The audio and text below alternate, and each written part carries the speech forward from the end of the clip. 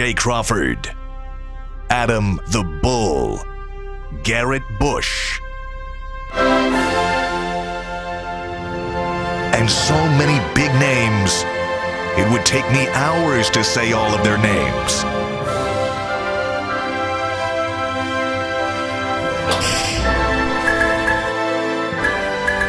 The ultimate Cleveland sports show. Booyah!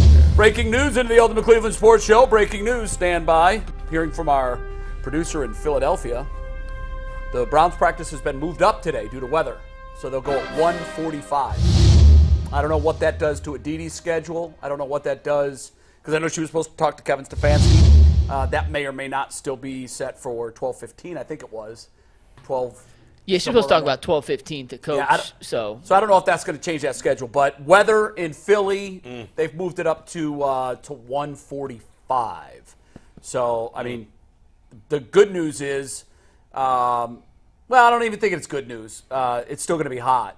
It's still going to be very hot. Jay, you buried the lead, man. What was the lead? The lead is, you can tell we back at school full time. Look at who's Yeah, no.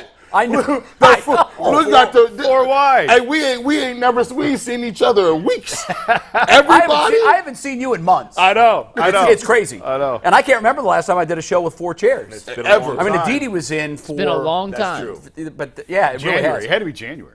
Was that? Yeah, probably. Yeah. Probably. Yeah. Football season is back. That's why we're adding up. We're beefing up our line now. I like the 4 wide line. I like that. Very appropriate. Yesterday, I want to thank all of our regular viewers. Yesterday's numbers were bonkers. Silly. Through the roof. How many folks watched the Ultimate Cleveland Sports Show yesterday, either in totality or as our individualized clips?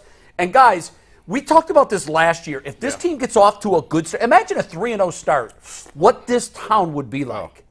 I mean, crazy. It would be absolutely nuts. Yeah. Be Which sponsored. the Browns haven't done in, don't remember how long. Oh, my God. I can't remember either. It was 3-0. forever. They lost their. It's probably been 30 years. They've lost their opener, with the exception of last year. Was it 18 in a row? Or something nuts like that? I think they've won 2 openers since they came back. Oh, I think and they had a tie. Remember that tie against the Steelers? Yeah.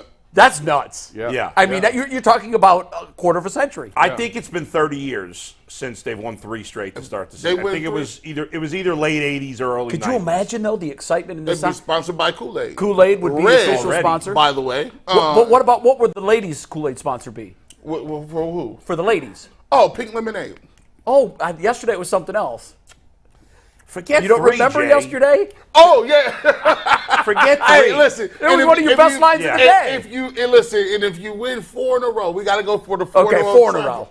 You know, it'll be sponsored by a limited flavor jungle juice. I know where Bull's going, and he's right. You're talking. You guys are talking crazy. This is Cleveland. If the Browns win their opener, I know. No, yeah. First of all, you're playing the team that's been the second best team in the AFC the last 2 years. And then you play the Steelers. If you win that, if you win the first game, assuming Burrow plays, Right. which I think he It will. doesn't matter if he plays or not. Even if it doesn't, but certainly if he does, which Yeah. I'm assuming he and will. Bull, I get that. The excitement would It's be through gonna the be roof. bonkers. But now imagine if you start with a win at Pittsburgh Well, on Monday night. That's where I thought you were going to go. I would say 2-0. Yeah. If you beat Cincinnati and Pittsburgh on a Monday night, This 2-0 place- in your division to they start may the burn year, down the city. the stadium will fall into the lake, which is a good thing because that it would needs be to go great. anyway. Then we could build a new one. The stadium will fall into the lake and float to Canada. We've got a full 2-hour Browns discussion on tap today. We're going to get into what happened at practice yesterday. I talked to our producer that was there this morning, got detailed notes on everything that happened. We're also going to preview. We're going to talk about can you get as much out of these joint practices as you could out of a preseason game, because obviously the starters aren't going to go. Yes. We had some injuries. We'll talk about them. I don't think it's anything, unless you guys know something I don't. No. I don't think it's anything that anybody should get excited about. I have a trade that we're proposal talking that about. the Browns should make today. We'll come in. I'll get to that later. Too. Oh, really? I really like this trade. I Mike wonder- said he liked it. Mike, you I liked it. wonder right? if it has anything to do with Jones playing so well up front. Could be. Maybe you think that Could there's some be. depth there and you might want to move another guy. By the way, there's something I got to say that I'm a little disturbed by this morning. The fact that all of a sudden Mike has decided to use the word. It was bad enough he did it in our text chain, but now I'm seeing it on the graphic too. He's shortening practice with PRAX. What is that all about, Mike? It is, at least on Twitter, you have a limited number of characters, both because we don't play for Twitter Blue like you do. So we have to be very selective in how we get out all the topics in the show. Is it worth paying for Twitter Blue, by the way? 100% no. Because I've talked to some people that also pay for it. They're like, waste. I feel like waste. Twitter has been, it just sucks now. I think, this happens. Remember MySpace, kids? Yeah. It happens. We move on from platforms about every decade, and I think Twitter's time is up. I don't know. Instagram, I can't get the hang of yet. I just watch the videos. But I do too. I'm voyeuristic on Instagram. Yeah. I never post, but I do like to see. Sometimes you go down that rabbit hole, as you like to call it. Oh, my God. And I'll look and I'll say, I just lost 40 minutes of my life I'll never get back. You remember Black Planet? What was it? Black Planet. No. You guys never? Okay. No. What, does that surprise you that we don't remember it? I was like, hold on. Yeah, they probably wouldn't be into Black Planet. Yeah, sorry. Yeah. Hang on, I got to tell you one thing before one vacation story real quick. This is Okay. hilarious, and it falls right in line with how stupid I am. So when we were at Hilton Head last year, I think it was last year, 2 years ago, we got about 45 minutes home, and I realized I forgot my iPad because I can't ever go anywhere. I forget everything. So I had to turn around and get the iPad. So this year, the kids are laughing on vacation like, hey, you got your computer, right, Dad? I'm like, yes, it's in my bag. And I handed my bag to my son. So we're packing the car. Everything's fine. We're driving home. We came home a different way. So we literally passed the Greenbrier where the Browns were practicing. Okay. So as we're passing the Greenbrier, my wife gets a call from Kill Devil Hills. I'm like, well, this isn't good. That's where we were staying. And they said, is Jason with you? And she's like, yeah, he's right here. And they said, we have your computer. And I thought it was a joke. I'm like, no, it can't be. It's back there. It's in the back seat. My son, wait a minute, where's the bag? The bag got out of the car when we were repackaging things and repacking, and they had to move the umbrella or something. And they said the cleaning people found your computer bag with your laptop, with your New York Times laptop, laying in the driveway of the rental.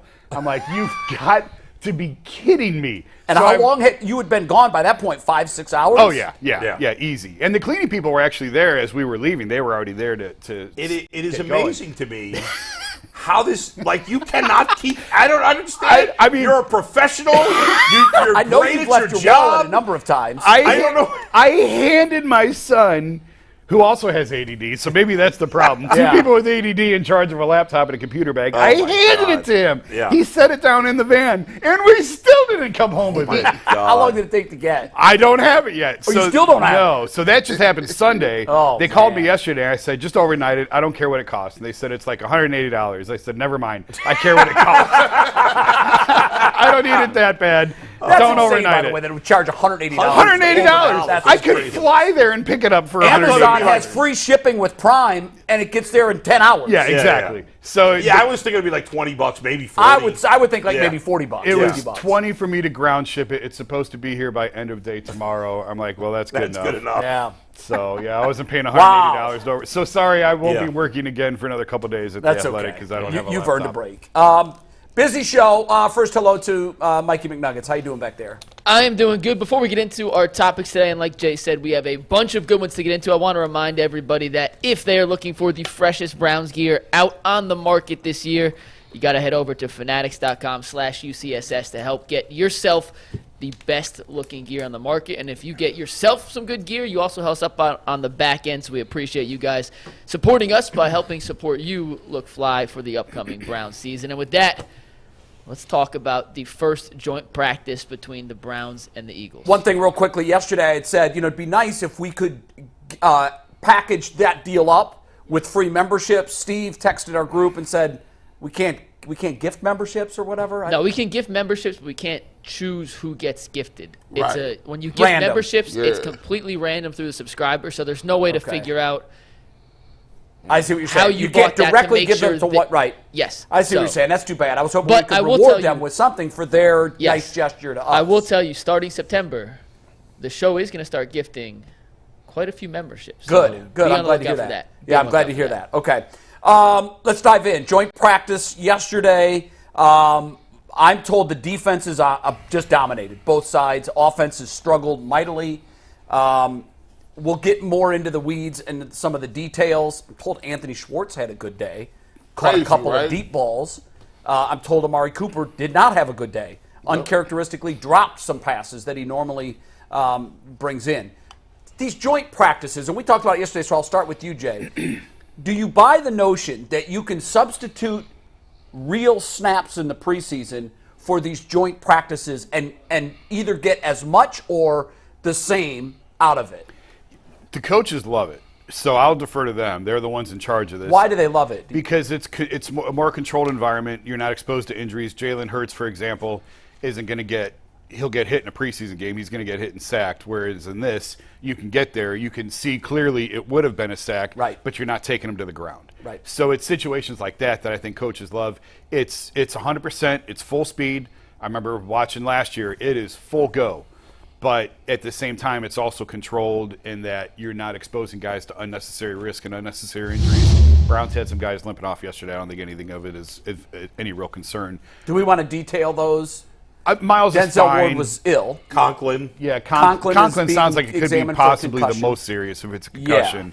Yeah. And Myles got rolled up on. I was trying to figure out if it was the same foot that Myles injured at the Pro Bowl. Do we know? Oh, that's a good question. I didn't even think about that. Because I asked a couple of people know. and they were unclear. So I guess I don't know. Mary Kay did report that as he was walking off, he smiled and said, "I'm fine. Don't worry about it." And signed autographs. Yeah, he did sign he was autographs barefoot. afterwards. Our He was producer told barefoot. me. I just wanted. I was just curious. Was it the same foot? Right. I'd be we're a little still more a alarmed month if from it the was. season. That's almost, exactly right. Yeah, When, we're fine. I was having that conversation with Mikey when I was at Greenbrier, and we were talking about Amari Cooper. I'm like, we're 6 weeks still. Yeah. From it, like, this is nothing. Like, it just doesn't It's matter. a serious right now. injury. It's, Yeah. So doesn't move the meter for you on any of those. No. Yeah. But just the fact of, I do think that the joint practice is a good idea. I know Kevin loves them. He wants to do them. I mean, he'll probably do them every year. Yeah. This is now back-to-back with Philly. He'll probably pick up another team next year, I would think, and do the same thing with the home and home. Yeah. The Giants have been here. Obviously, we know about the debacle with the Colts a couple years ago. Sure. But just the fact that, like I said, you can get good work in. It's controlled. You can sort of keep a harness on it, whereas in the preseason, anything goes. And that's why more and more teams are shying away from playing their guys in preseason games because of the injury risk. Anybody can get hurt at any time playing football. We all know that. Yeah. But they just feel like it's a little bit more of a controlled setting in this where you can get the work in and not expose guys to unnecessary injuries. Denzel had a pick yesterday, by the way, of Jalen Hurts, which is good. I got to say, in all sports, but especially baseball and football, because those are the two sports I pay most attention to, we are more increasingly babying players. We are more increasingly being scared of injuries, and yet we have more injuries than ever. Yeah, it's interesting. So there's Or a school I of should thought say, that at we least have- it seems that way. So I was going to say there's no raw data that says, well, this year injuries are up 19% from 10 years ago when we had two-a-days. There's no raw data of that, but it always seems when you only are relying on anecdotal and memory, it always seems like, man, we've got a lot of injury. Well, they do happen every year. To your point, Bull, and I don't know what the answer is, Jay. I don't even know what the establishment would say of this. There's one school of thought that says to get ready, you've got to hit. Right. Yeah. Yes. And you might open yourself up to injuries, but instead of those injuries happening in the regular season when you flip the switch to full go, they're now happening in the preseason. I don't know what the establishment, what the NFL looks at and what they deduce from that, if they can even make anything of it. No, you're right. Like, and even the guys that don't play in the preseason will tell you still have to hit to get ready to play.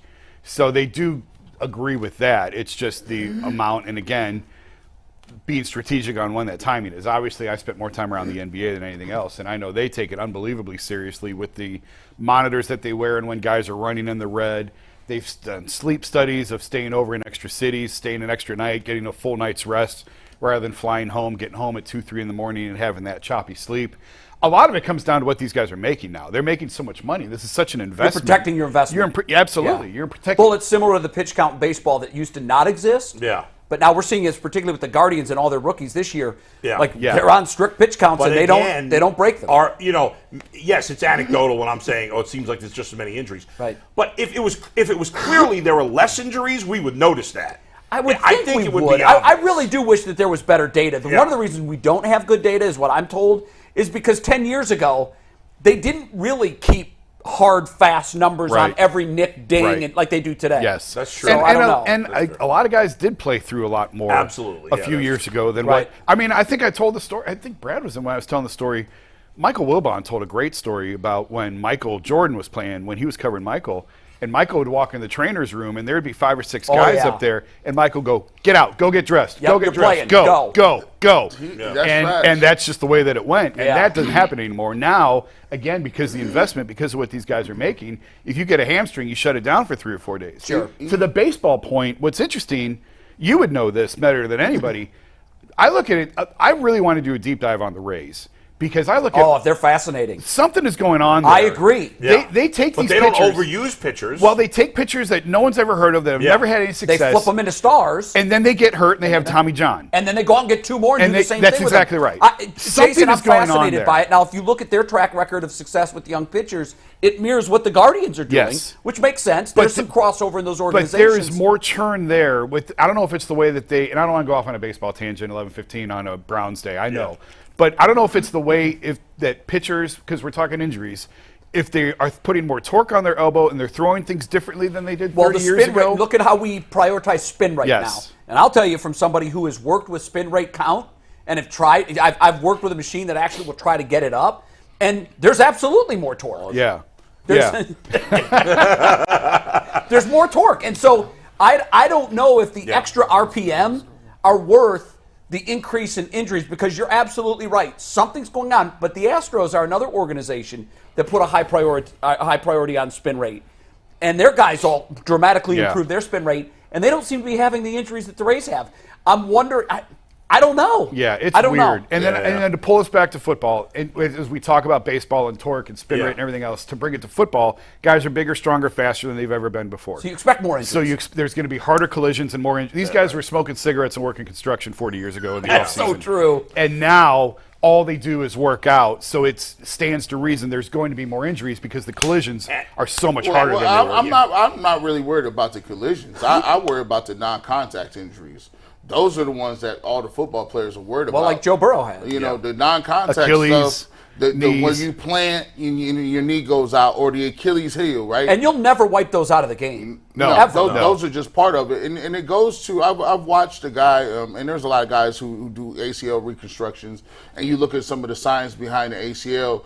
They can show you why women's soccer players have the most ACL injuries just because the way that their hips are set. In the way it proportionate to They're putting more. knees. They're putting more pressure on that joint. It also shows like concave and convex. Like LeBron James, he's bow-legged, right? He's bow-legged and slightly pigeon-toed. Those guys who are bow-legged and pigeon-toed very rarely tear ACLs. Guys like me who are a little not needed, like their knees go in a little bit. Your feet are pronated. Yes. They go out. You're more prone to doing that. There are now guys who now do exercise and studies, and I've been watching guys, especially these wide receiver coaches are teaching guys, when you plant, you have to, you can't get outside of the framework of your body, because that's when those injuries happen, when you plant and now your weight is now put on one leg or one limb.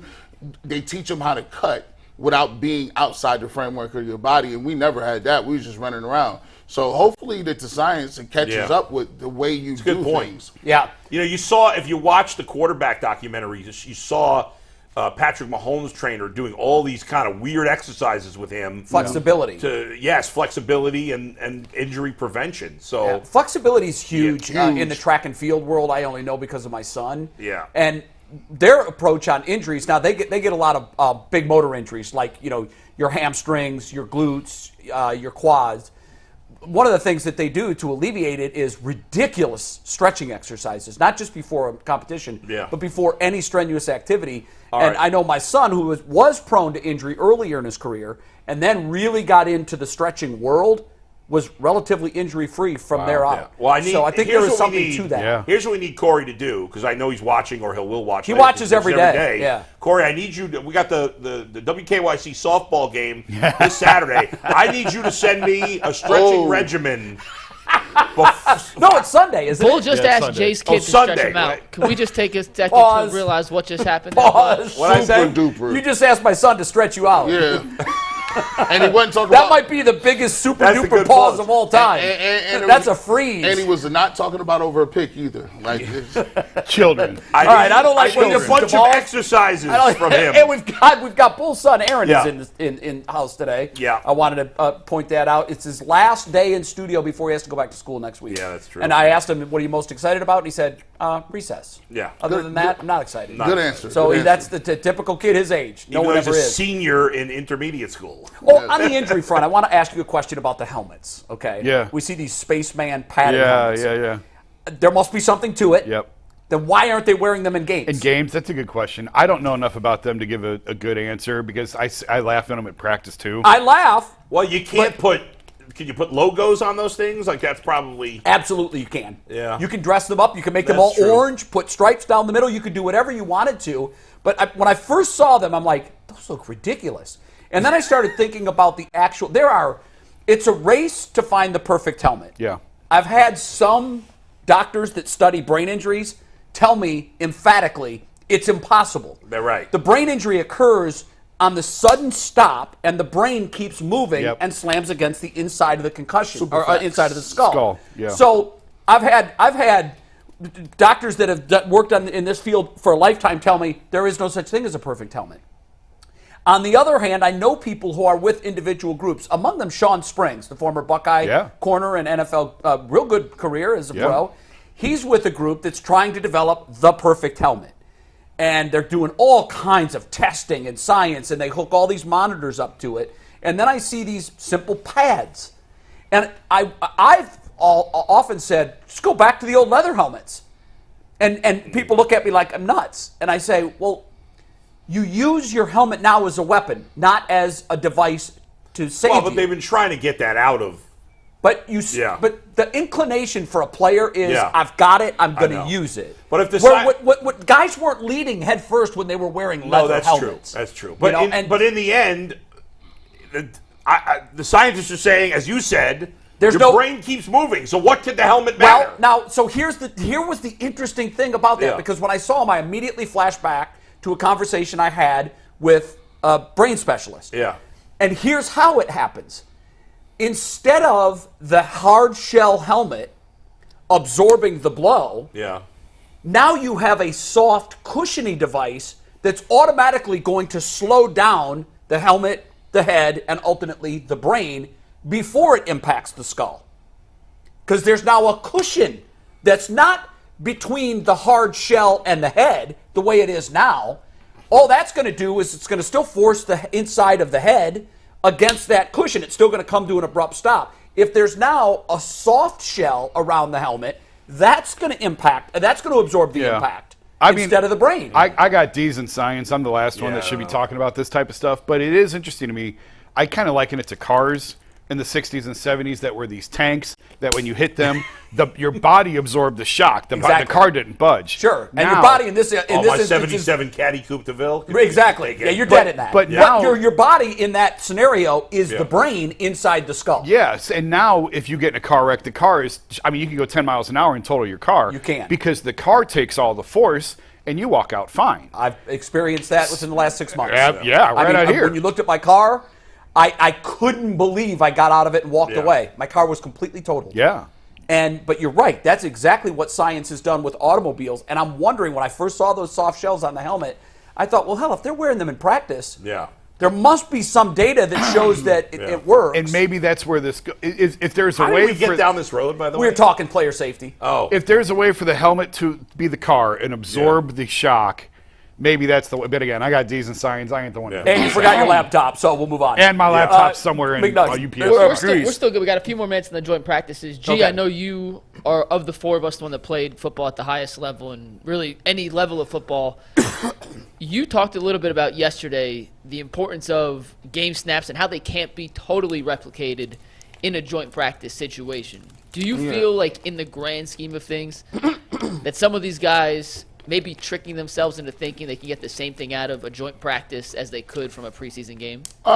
They trick themselves, but they understand it. Like, there's no way you can eliminate injuries. Like, So what you do is you kind of talk yourself into certain things, and you're like, okay, well, what's the highest level that we can get to where we can actually do something to get something out of these drills without guys going all the way to the ground. And so, yeah, you could get something out of it, but, you know, when you've played football before, you just understand that when you get out there and the adrenaline gets to moving, and that's why they don't want to play guys in preseasons, because even starters understand that when you step on the field at any point in time, you got to go 100%. There's no such thing as 75%, 60%, and getting something out of it. You got to go 100%, because if you don't, that's when you get hurt. For me, I don't think you're going to get the same reads that you would see in a regular game, because, you know, Jay spoke about it. There's no threat of being injured, right? And a lot of the sacks, and I'll say as a defensive lineman, a lot of the sacks that they do get, I think those are placebo. I don't count those, because a lot of times when you're playing a guy like Lamar Jackson and Jalen Hurts or somebody like that, like, you're not going to tag off on him. The hard part's getting them to the ground. You got to get him on the ground. And I know yesterday they got to him a number of times, and then obviously the whistle blows, but there's no finishing of that process. But you're right. With a guy like Hurts, the hard part is getting him on the ground. That's the hardest part, because, like, you see a lot of guys, the most dangerous position for a defensive line is if I'm standing right next to you. Because now he's quicker than you are inside this box. He can give you a spin move. He can back up.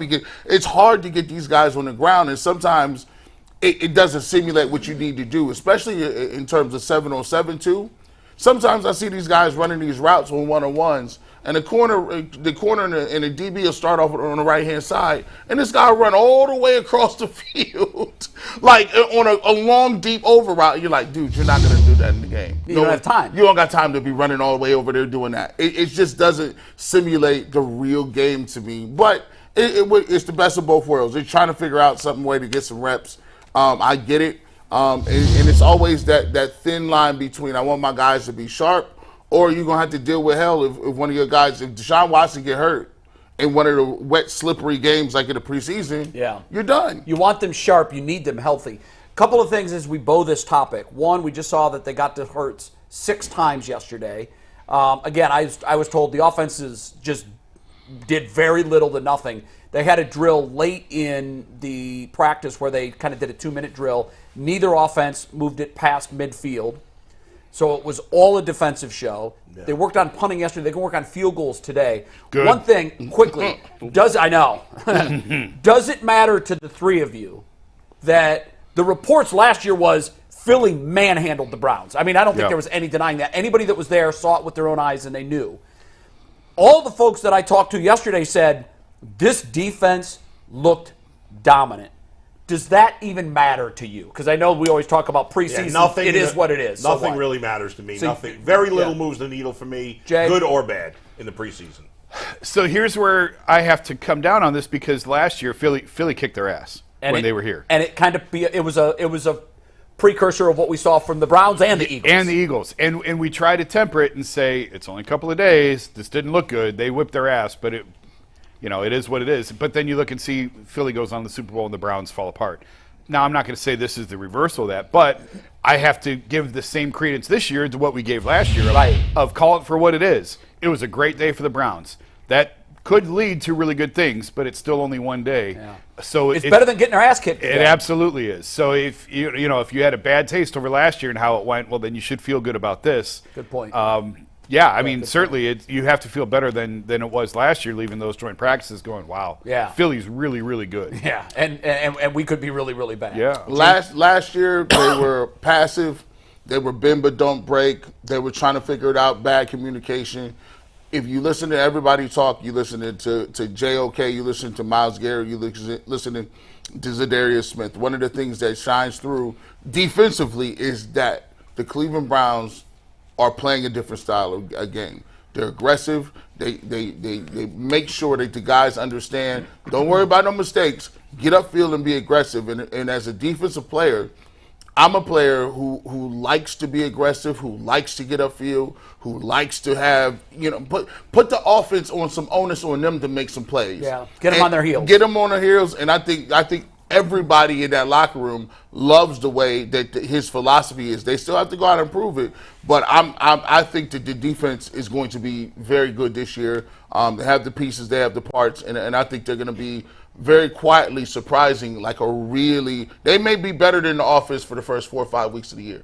I expect them to be. By the way, for those who may care about such things, I was looking at Pro Football Focus before the year will grade position groups. Yeah. And they had the Browns linebackers as the 14th best in the NFL. They're smoking something.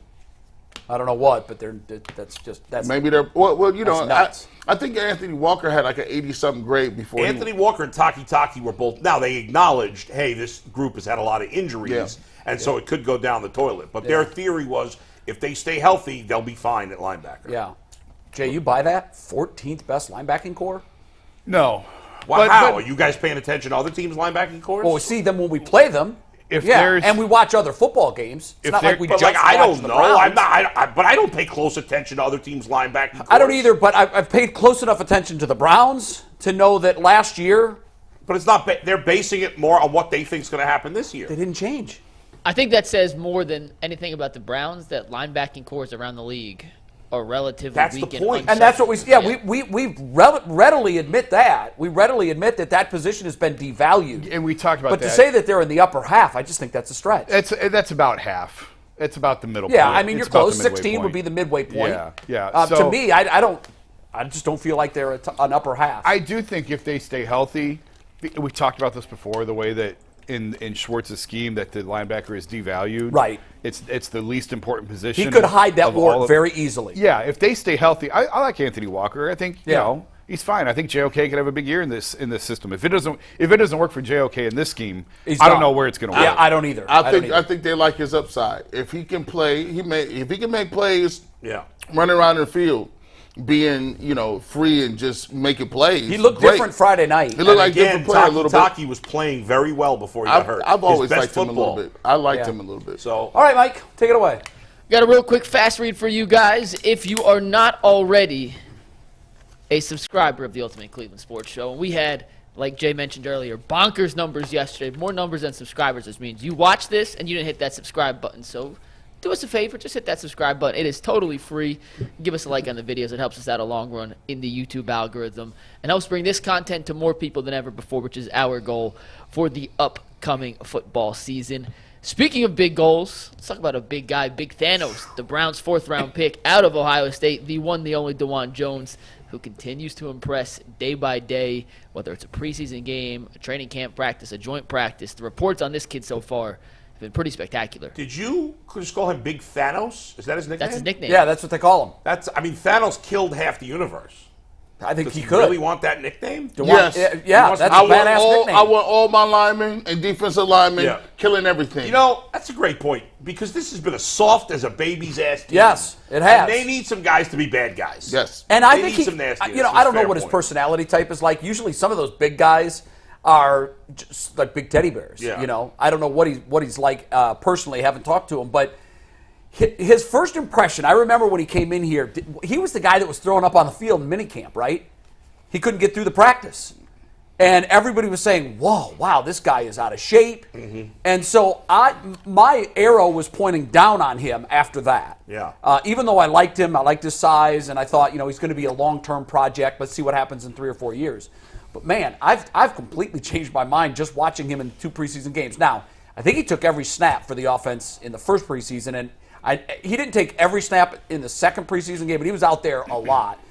Did you guys see the Brian Baldinger breakdown? I did. He loves them. Yeah, he And by the way, if you want it, we have it. You know what? I think it's Let worth me get playing. that. I think Baldy is one of the best in the business Let me with get his that. breakdowns. especially offensive line. He's so he knows that position. Go ahead and play it. I think. Do it's you worth want it. the Jets breakdown or when they played the Commanders breakdown? Give me that. Give me the newest one. Yeah, the Commanders one was he was interesting. going nuts about him on both of them. Yeah, but he did point out some deficiencies. mistake, yeah. So play the Commanders. Fingers crossed for tag board, say a prayer. That's Oh, right. no chance. Let's go. The Browns are giving a lot of snaps to Dawand Jones, and for good reason. He's playing good football, showing awareness of the blitz coming off the edge. All right, so he's seeing things. They just cover up inside. All right? Now, you watch this right here, and you go, this is a twist stunt. End tackle twist. All right, get the back the hell out of the way. He just knocked off his guard. All right, now they give up a sack here. They can clean that up. No big deal. What you love right here, he's got his left paw is in Cleveland. I love that. His right paw is in D.C. Like the guy takes up space. All right, now, right here, his set is just good and consistent. It's just good. Patty cake. Like it's a good punch. All right, good hands, long arms. All right, you love it. Now, you can't do this. Look at the size difference between him and the tight ends. You can't go the wrong way, okay? He knows that. Like, you just tell by the reaction after the play and the back taking, dang it. All right, one mental error, that's all you get. But this is patty cake. Stonewall Jackson. Jackson. He's good at it, all right? He's going to get a lot of reps. Who's he might on be him? the right That tackle wasn't Chase, was before it? I don't think it was. I couldn't tell who It was, might be who was Tyler blocking Scott. there. It was not Chase. Hey, real quick, because that was so good, and we love Baldy. You want to watch the Jets one too, just so Throw people it in get there, the yeah. full 'Cause context of listen, what he's I done can watch so far? Baldy's breakdowns all day long. All right, so here's the his Jets. jacked Tag up board worked fingers. once. Oh, he's Tag got the board, worst let's one work I've again, ever seen. baby. He and Torrey Holt. Let's drop in on Big Thanos, Dawand Jones here. Played every snap on Thursday night. Look at his hands and his feet. It's like right out of Joe Thomas's playbook against an elite rusher in Bryce Huff. Bam! All right, just swallows him up. He looks tiny All right, now, compared to him. let's watch him here against the Jets' #1 pick, Will McDonald. One-on-one with the Jets' #1 pick. Short set. There's the punch and a snap. Snaps that head. Likes to almost aim for the neck. This is Cleveland Brown football right here. Here's Gossett at right guard. Luke Whippler at the center. Watch this here. This is what it's supposed to look like. Bam! There's the punch. Here comes Gossett. Bam! Just look at the victim right there. That's Cleveland Brown football. And then you get the game-winning throw from Dorian Thompson-Robinson, right? Here it is. Watch the set on Bryce Huff. Bam! There's that consistent set. And look at the gap that he was giving up off the line. This is a great pass rusher off the edge. Look at the length that he has. Look at the length. Look at the separation. He's on an island so that the quarterback can make this throw for the game winner. Had to be impressed by Big Thanos. You know what? Good call, Mike. I'm glad we showed both of them because it really does give you sort of a example of this. It's not just size. His technique and his skill set, they're on point. Yeah. The question with Dawand has always been maturity. That's been his big. That's why he fell as far as he did. Well, he won't be 22 forever. No, and if he takes hold of this, if he realizes the opportunity that's in front of him, if he grows up a little bit, which it seems like he's doing, the Browns could have something here. Yeah. But it's too early to declare that he's arrived. Sure. But certainly you have to like what you've seen. I mean, I agree. I think Baldinger is one of the best in the business at doing this. And if he loves the guy, who am I to say no? I'm just telling you, the reason he fell so far was maturity issues, and he's just kind of a teddy bear sometimes, and he's got a lot to learn. Yeah. And if he does that, then they could have something here. Well, you know, I think he mentioned Joe Thomas and how it sort of mirrored his stance there with his hands. Yeah. I hope that the Browns tap into Joe Thomas in whatever role they can. I know he's not. I mean, he's paid by the team to be the color commentator for the preseason games, but I think there's a role for Joe as a mentor to Dawand, and I don't just mean on the field. I think he can dramatically help him on the field, but teach him how to be not just a pro, but a great. Yeah. Because I think the skill set, that the piece of clay for him is there to build a Picasso, but he needs guidance, I think. And that's why, Mike, I'm ready to make a trade. Wow. You've seen enough already. You're going to do do it, Jack Bull. Conklin. Let's do it. Let me tell you something. I take almost nothing from the preseason. I generally don't care about it. Yeah, you don't. So I'm not overreactionary ever when it comes to this stuff. However, Here you go, dog. I thought about the Browns. Take a shot of Kool-Aid. I thought about our conversation. You can hold the can. Here you go. Hold I'll that. drink some Kool-Aid. Yeah. I thought about our conversation about linebacker, and then I saw the PFF grade, but I still think the Browns could use an upgrade at linebacker. And so this morning I went and I said, okay, who's a team that has a good linebacking core and a bad offensive line but that is trying to win? Like, I wasn't going to go to Arizona, but they don't really care about winning. No. So what's a team that's competitive, pretty good, could be a playoff team, bad offensive line, needs a tackle? Because even if Dawand Jones, let's say it doesn't go perfect, the Browns have a lot of depth on the offensive line. All right, and so I think you could make up for it there. They have no depth at linebacker, and they could. Most importantly, what do they need at linebacker? A guy who can stop the run. Yes. Who can make those tackles. Yes. Okay. Give me this trade. So here's my trade, Mikey. Put it up on the board here. So Jack Conklin and a 5th-round pick to the Seahawks for Jordan Brooks. Now, Jordan Brooks is a tackling machine. Was a 1st-round pick of the Seahawks. Now, he hasn't been great in Seattle because he has struggled against the pass. That's been his Achilles heel. Right. But I'm not worried about that. I want him to go tackle guys. And that he has been excellent at. If you look at his overall PFF grade from last year, not very good. It's like I think he's around 60. But if you look at just his run grade last year, it's very high. This guy, now, they did not pick up his 5th-year option. So now, does Seattle want to take Conklin? I know if he has a concussion, this would be off. But Seattle, they're a competitive team. They were in the playoffs last year. Sure. They've got a loaded offense, but their offensive line stinks, especially at right tackle. They have nothing at right tackle. Jack Conklin, if healthy, would be an upgrade for them. And didn't they just pay Smith? They did pay Smith. So let's protect him. Exactly. And I don't hate that bull. I got to tell you, in fact, I don't know that the Seahawks would do it. I'm not sure if they feel like they need I think they need a tackle, and they have one of the better linebacking groups. Right. You know, Brooks is a decent player, but not a great player. Is that contract tradable? That's the only thing. And that's why I had the Browns giving up a better draft pick. Oh, you mean Conklin's contract. Yeah. That's why I had the Browns giving up a better draft pick, but maybe they have to take on another contract from Seattle, something else instead. I don't know. Jace, what do you think of that? I don't hate it for either side. Yeah, I don't either. But I'm trying to, I hate the who says no question, but I'm trying to see, on that deal, who says no.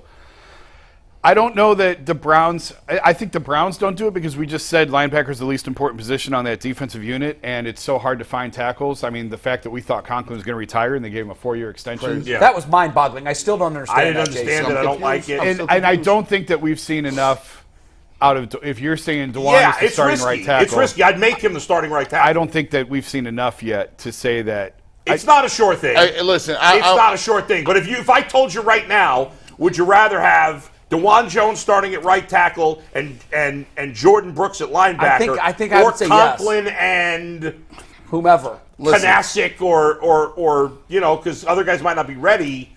I think I'd go with that. Trust me, when he's talking about Dawand Jones from a sheer physical standpoint, this dude has, and I'm not saying it lightly, he has Hall of Fame traits.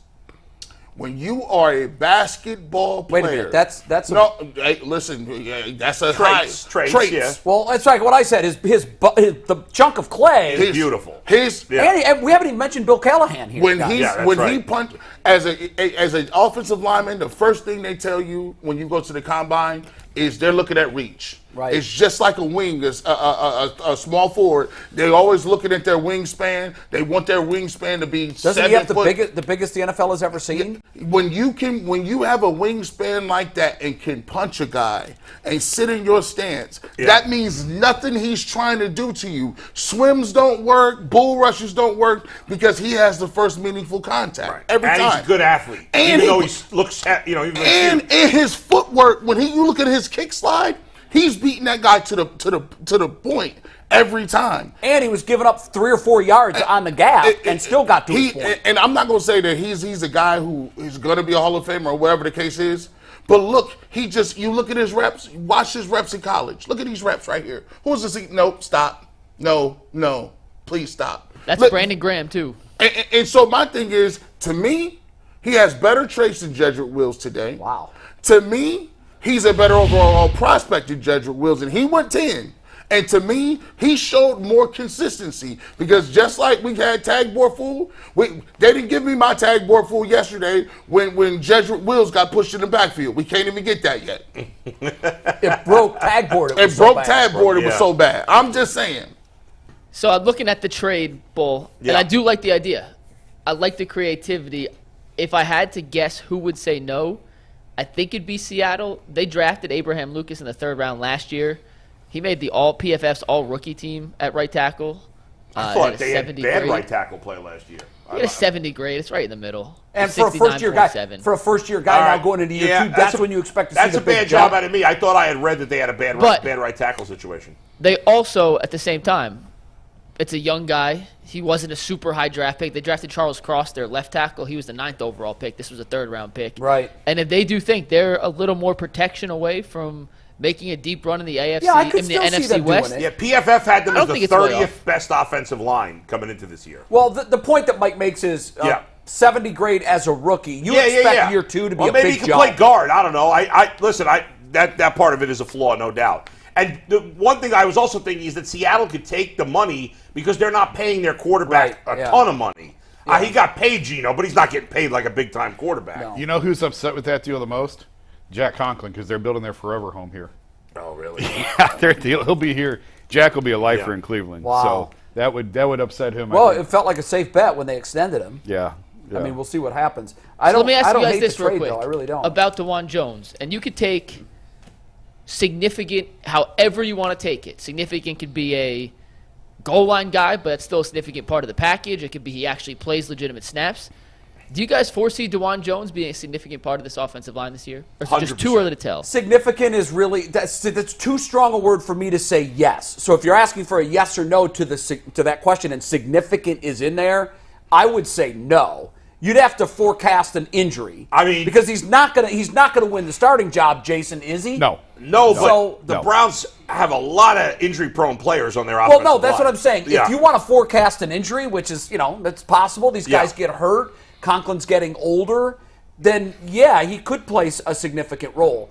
But based on skill set and depth chart, he's not going to unless there's an opportunity because of an injury. I don't agree on skill set. I think about depth chart, yes. I love your answer because I think I agree 100%. Significance too strong of a word for me to use. But Conklin's had a ton of injuries. There's a very real chance that he misses 3-4 games this year at some point.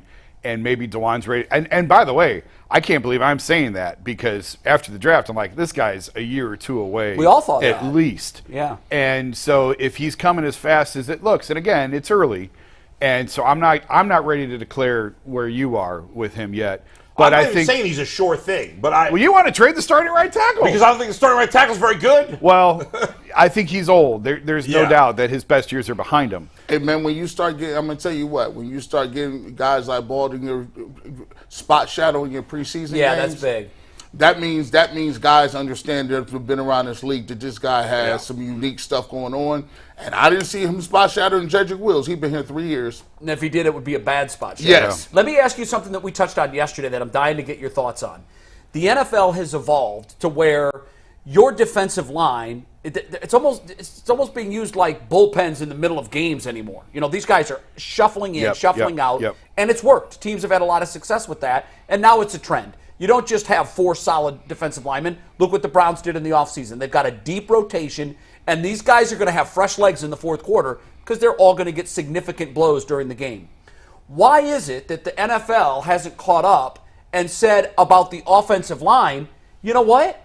Why don't we get situational with our offensive linemen? And I know some will say, well, you're going to telegraph what you're going to do if you've got to run offensive line in. Well, hell, on 3rd and 17, everybody in the building knows what they're going to do anyhow. Yeah. Why don't the offensive lines begin to rotate guys in? Because in that scenario, I could see Dawand Jones getting a significant amount of time. Mm-hmm. I think G would be able to answer this better than me, but I think it's a timing thing Chemistry. with linemen. Yes. Yeah, that's why I brought that up yesterday, yes, too. Yes, absolutely. And I also think defensive linemen exert more energy than offensive linemen do. Yeah. Just in terms, and so these guys, it's almost like hockey lines have to change out faster because of the energy that you're exerting. D linemen don't have to learn anything. All we know is what gap I'm in, go. And go. and read and go. Now, offensive line, specifically to his answering this question, is because when you look at some, you notice right here, they didn't have a lot of twist text different things coming up. Right. When you got an offensive line, you got a center. The center is going to tell everybody up front what the protection scheme is. Then it's up to the tackle to work with his guard to say, okay, well,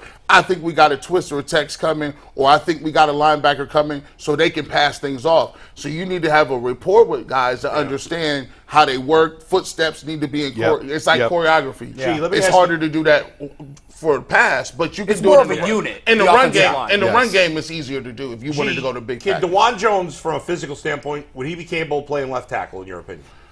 Yes, he would, but it would take a little time because his kick slide is different. Okay. You got a different foot up and a different foot back. So some people are more comfortable with a left-handed or a right-handed kick slide, but could he do it? Sure. I don't understand. Somebody asked Kevin Stefanski. I was listening to his press conference. I don't know if it was yesterday or it was probably yesterday, sometime recently. And they asked him specifically, are you working Dawand Jones in practice at left tackle at all? And he said no. And it wasn't followed up on. And I'm thinking, we're talking about, well, if Jack Conklin gets hurt, he's going to probably win. But if Jedrick Wills got hurt, Jack Conklin doesn't play left tackle. No. So why I would think Jones would be the. I think. Are they going to use Hudson? Probably. Hudson They played have. left tackle in college, But so I he'd probably be the guy. Guys, again, Yeah. there was so much, he went in the 4th round for a reason. I don't think you want to overload him right now and start making him learn left tackle as well. a It's little more baby difficult. steps. It's a little more It's baby difficult. steps with him Because right now. what And happens, he's off to a great start, and applaud that. That's great. Yeah. because what Let's can not happen, overload him. What Yes. can happen is when you go to the left side, it's a different angle. He's been playing right tackle his whole life, so he has those So angles is down. Jedrick Wills, and it hasn't gone well for him at left tackle. And Joe Thomas says that a little bit. He says Jed played right. It's going to take him a little time to get to the left and learn how to play that left tackle position. And he's doing well. He's got an 84 grade right now. If they were in a pinch, all bets are off. Yeah. You're going to have to play. Could he play guard in a worst case scenario? God, I don't see how he Dawand, could. I think he's too big. Yeah, he's just too big. big. He takes up too much space. I mean, I think so too, but I'm curious of a guy that. Mike said he's going to catch a touchdown pass this year or run one in as a fullback. You see that, Jay? Well, they had a play last year for Michael Dunn as the third tight end who would have been an eligible receiver. There was a play in there for him to catch a touchdown. If he catches a touchdown pass, forget it. I'll tell you, he is. He becomes an instant star in the city if he catches probably a touchdown not, pass. but that's. what are the odds of that? I would put him in a game on would my you cover him? on my heavy packages. Yeah. He would be in at all times on my heavy He is packages. the heavy package.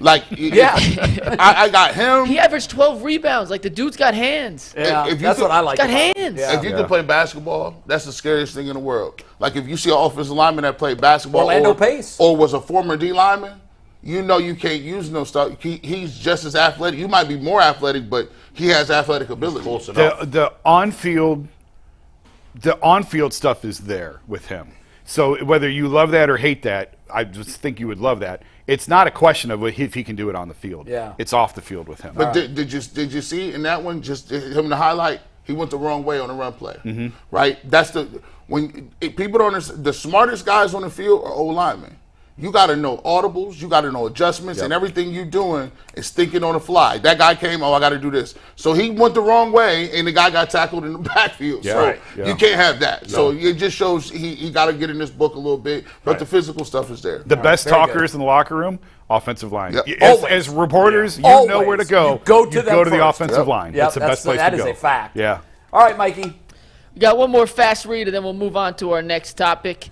We asked the YouTube chat a question, and we ever bring you their answers. It's brought to us by our dear friends at PCC Airfoils. If you're looking for a job with career advancement and great benefits, PCC Airfoils is the leading manufacturer in Northeast Ohio. All locations of PCC Airfoils in Eastlake, Menor, Wickliffe, and Minerva are hiring for all positions starting at $18 and up, plus full benefit packages, paid time off, and a signing bonus. You can apply online at precast.com/careers to learn more. I asked our community tab today, if Jack Conklin or Jed Wills went down with an injury, are you confident Dawand Jones would be able to step in today and keep Deshaun Watson upright at the same level as those veterans could? And with over 900 votes, 75% said, yeah, there'd be no drop-off. 25% said no. But once again, the comments, not just the votes, the comments were a little more on the hesitant side. So that seems to be the trend. The people who comment Neither guy was more on good the conservative last year. side. Neither starting tackle was good last year. Yeah, it was a little choppy last year for them dudes. They were both amongst the lower graded tackles. Even in the run game, which was surprising because Nick Chubb had 1,500. Right. A lot of that was on his own. Yeah, It was. Well, they were very strong, right, too. And Nick Chubb did say that in the Pivot podcast. He said, I feel like, my job is to make one guy miss, and I could do that. Well, doesn't he lead the NFL in yards after contact? Yep. By a lot. Yeah, so I mean, I can't credit the offensive line. Well, for I mean, the work middle that is he's good. doing. The middle does good. their job, yeah, but and the oftentimes outside, that's where he's running. If yeah. he's, but I think a lot of Nick Chubb and his success is Nick Chubb. Yeah. All right, you want to go to this 32 and 32? We got a double edition of 32 and 32. Yeah. We had so much stuff coming off the preseason game the other day that we just did not have time to get to 32 and 32, so we will get into it today with a two-pack, and it happens to be that both these guys are members of the Browns secondary. So we'll start with number 18, that is Martin Emerson, and number 17, Juan Thornhill. Jason, from what you've seen from these two guys, what you've heard in practice, how much of a step up? I'll start with Thornhill, then we'll go to Emerson, but how much of a step up has Thornhill brought in terms of the leadership to this unit and this defense? He's been an upgrade over JJ3, certainly. I think and I don't know that John is really that bad of a player. I just think it's a better fit. I think Juan's a better fit for what's going on here. And just a veteran presence back there, understands what's expected of him. I thought Tyvus said it best a couple weeks ago about, we don't need you until we need you, and when we need you, we really need you. And he understands that, where I think with JJ3 last year, when they needed him, he was on break. and that's what was so glaring in film. So I think that's what's going to be different this year. I don't think you're going to have those types of instances. Obviously, in the last week, John Johnson has signed, and so did just signed yesterday the other safety that Rodney Harrison. Well, Johnson went back to the Rams, right? Right. Yes, Yes. but Rodney Harrison signed. Yeah, Rodney Harrison. Indianapolis. With Indianapolis. Thank you. I've complained mostly about this list, but I think you have these two guys in the perfect spot. Did you ever do your list? I know you're supposed to, right? Nope, You're never gonna did. Do your own? No, I forgot about it. Coward. No, I'll do it. I just forgot. Remind me, Mike. Send me a text, please, will you? I'll do it tonight. Okay. But I think you guys did a good job. I think these guys are perfectly placed. I think they're important players. I would argue Emerson should be higher. I think really? he will be higher. Yeah. I think he is my Dawand Jones to G. I think he is a star. Wow. I think he's a stud. I think there's a lot of potential there. I agree. I'm really high on Emerson. I think really everybody high. is. I mean, he played great last year. Yeah. My biggest concern in the secondary at this point is really Greg Newsome. If that's our biggest concern, I think we're okay back there. Yeah. I do. You said it. MJ Emerson, this is why there's levels to this. MJ Emerson took that position. That is his, that wasn't no debate. That's exactly right. That's his position. You see, there's something to be said for dogs that when Philadelphia come around and when you playing good on good, the dogs be like, ain't no way in hell I'm missing practice. I want both of these reps. Right. I get to see A.J. Green. I get to see Devontae Smith and Jalen Hurts. A.J. Brown. A.J. Brown. You're right. Yeah. Yeah, there you go. I want to see them. But guess what? Denzel Ward and Greg Newsome aren't out there now. Ain't gonna say they ain't gonna be good. They'll be fine. I'm not knocking you, but Emerson is different because he got a different mentality. I need good on good right here. When they drafted Martin Emerson, he was not supposed to be the starting outside cornerback. No, that was not the plan. And so I'm willing to give Greg a little bit of a break because I think last year was such a transition year for him, and a lot was asked of him in terms of sacrifice, Greg needs in terms of ego. Greg needs full focus on football. I agree with that. But I just think that happens, he'll be fine. I think last year being a little bit of a transition into a new role, and he had to eat some ego. Yep. And I think there was some transition that went with that. And if he adjusts to it, I think he's obviously a talented player. This could be a really, really, really good secondary. Yeah, I like it. I like it a whole lot. And I think, paired with the defensive front that we have, they're not going to be asked to cover guys for long because I think we're going to see a lot more pressure from the up front unit this year than we did in years past. That coupled with the fact that Jim Schwartz and his scheme likes to get up and get after it, and I think it's going to be a big, big, big year for this defense. I think the Browns have the potential, and again, it's potential. Neither of these units has proven much yet. No. But to be top 5 defensive line. Remember we said that last year, though? Not defensive line. No, top we 5 said defense. secondary. We said their defense last year was top 5. And we did. At some point, we were Yes. trying to talk ourselves into the fact that they could be the best defense in the league. I thought they would have. Sure I thought did. they could have a top 5 secondary last year. They certainly did not. They had a lot of hiccups. I think that potential is still there, and I Right. think that now they have potential to be Look top at the 5 talent D-line. that's back there. I mean, they're dripping with talent back there. They have 5 potential Pro Bowl caliber players in the secondary. They really do. Yeah. They're all high. They're mostly high draft picks, right? Yeah. And they've all at times looked great. And now it's got to come when together. you're playing the Bengals and now the Ravens, they've obviously upgraded their wide receiver position. Yeah. You need Steelers have good wide receivers You need 5 corners that can get on guys and stay on them for 4 or 5 seconds, and I think they've got them. So 3 things real quick. Jason, we're actually going to do at the end of the season. I know you mentioned Emerson will be higher at the end.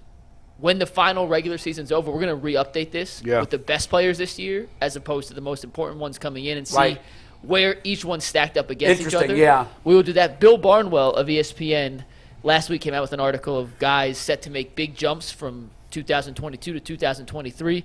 Martin Emerson was on his list of solid starters to Pro Bowl candidates. So not just us here in Cleveland, but on the national level, I think a lot of things are expected in a good way of Martin Emerson. And one thing stood out to me from joint practices yesterday.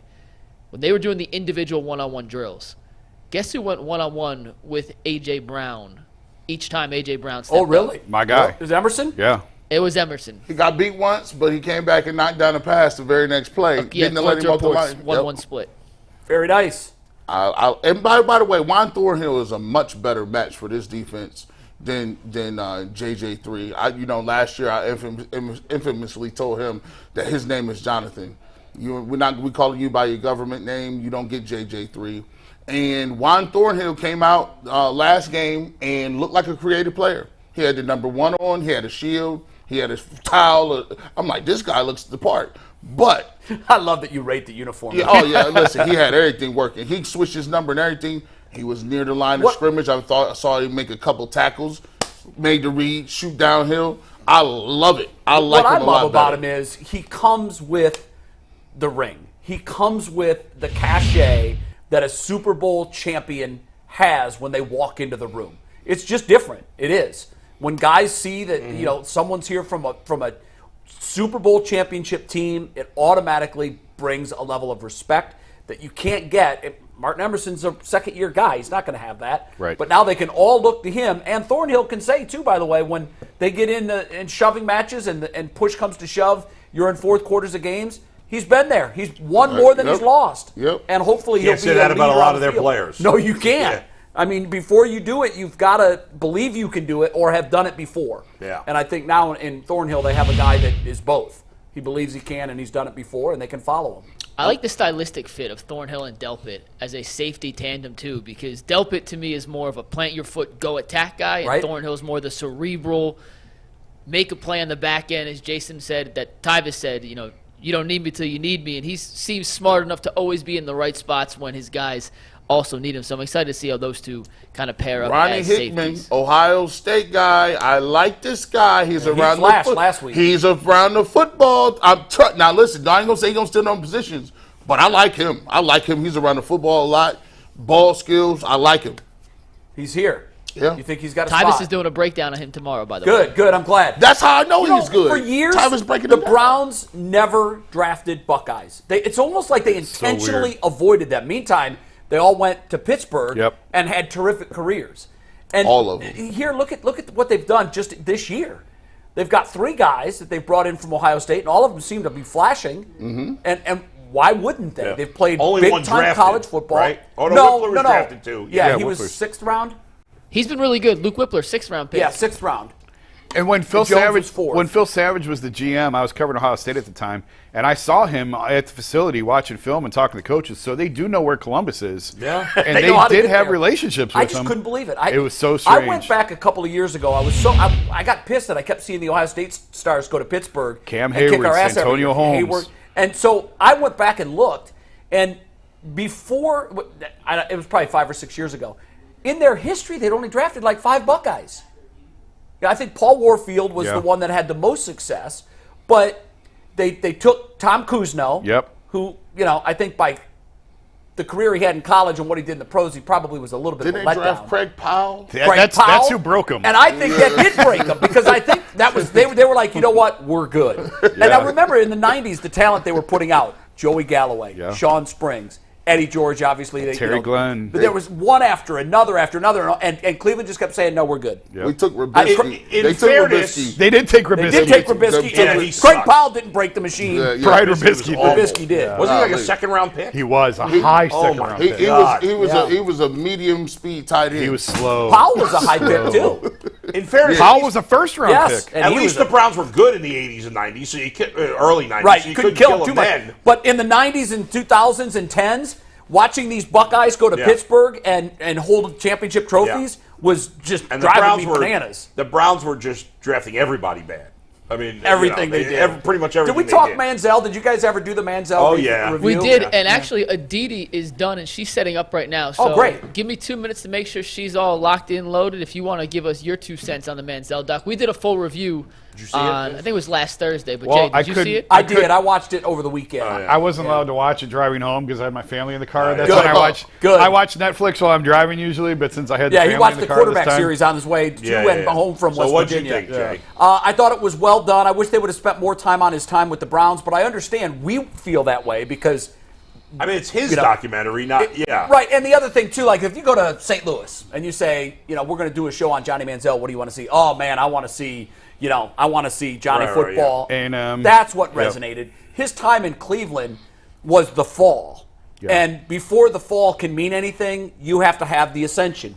It is, guys, and this hit me. I don't know. Did you guys see Everybody's All American? It was a with wonderful Robin Williams. movie. No. It was about Billy. It was.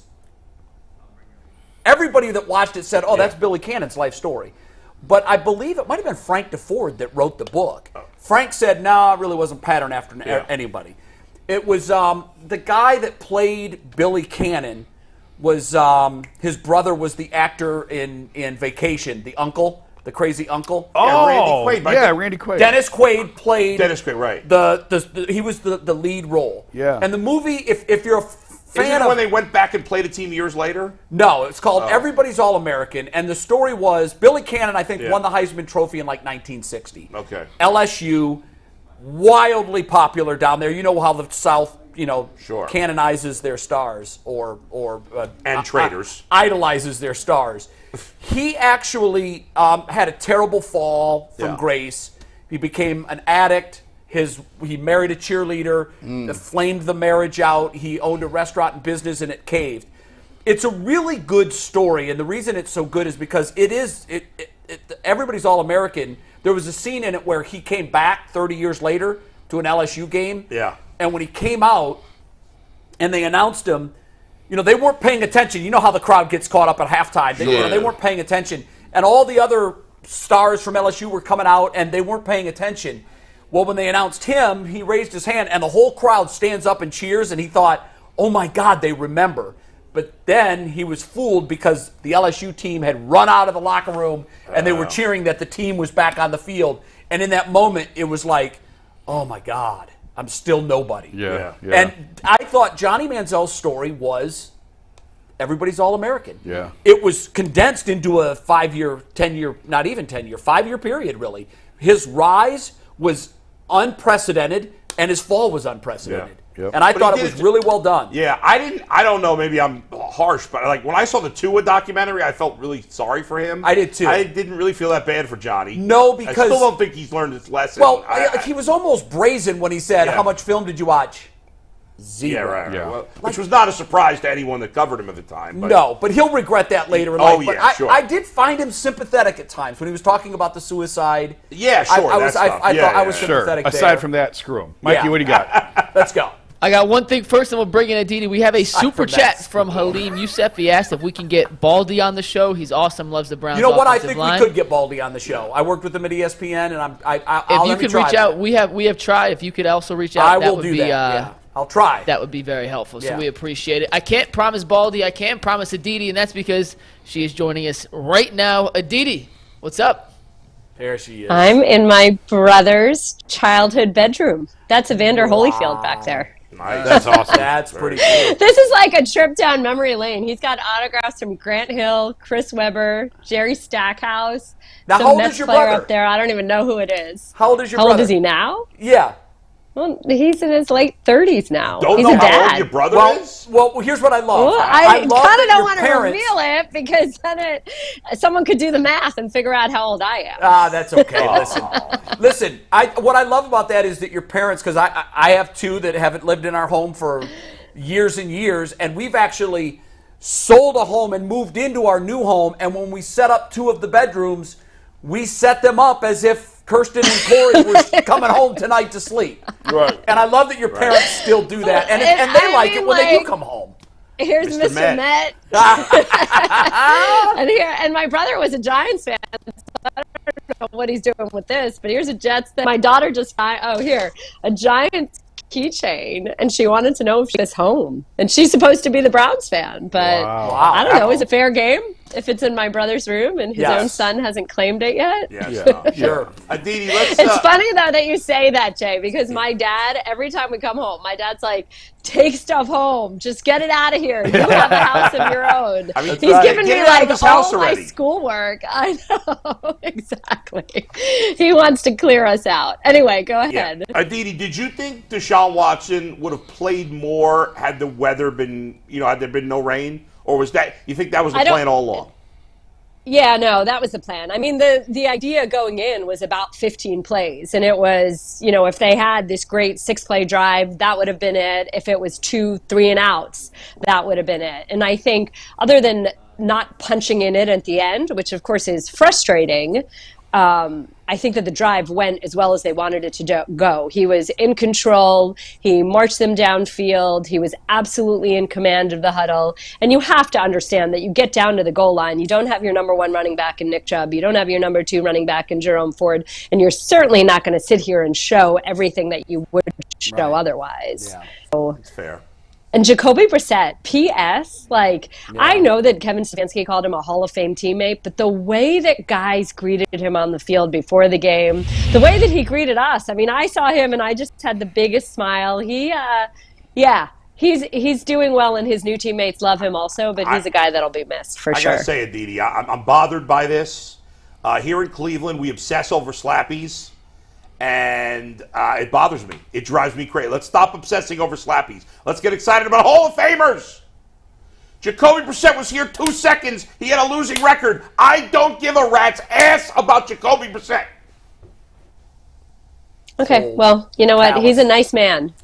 He's a nice man. And since you were just talking about Johnny Manziel, you talk about Johnny Manziel that this city obsessed over. Right. Yes, who couldn't another even watch slappy. any film, right, who couldn't watch any film. And then you've got a guy who comes in and does exactly what's asked of him, goes about his job in a complete professional manner, is a teammate. I think it's a nice thing. Sorry. It's not obsessive, but it's, let's at least give the man his due. And they didn't have a losing record because of him. Right.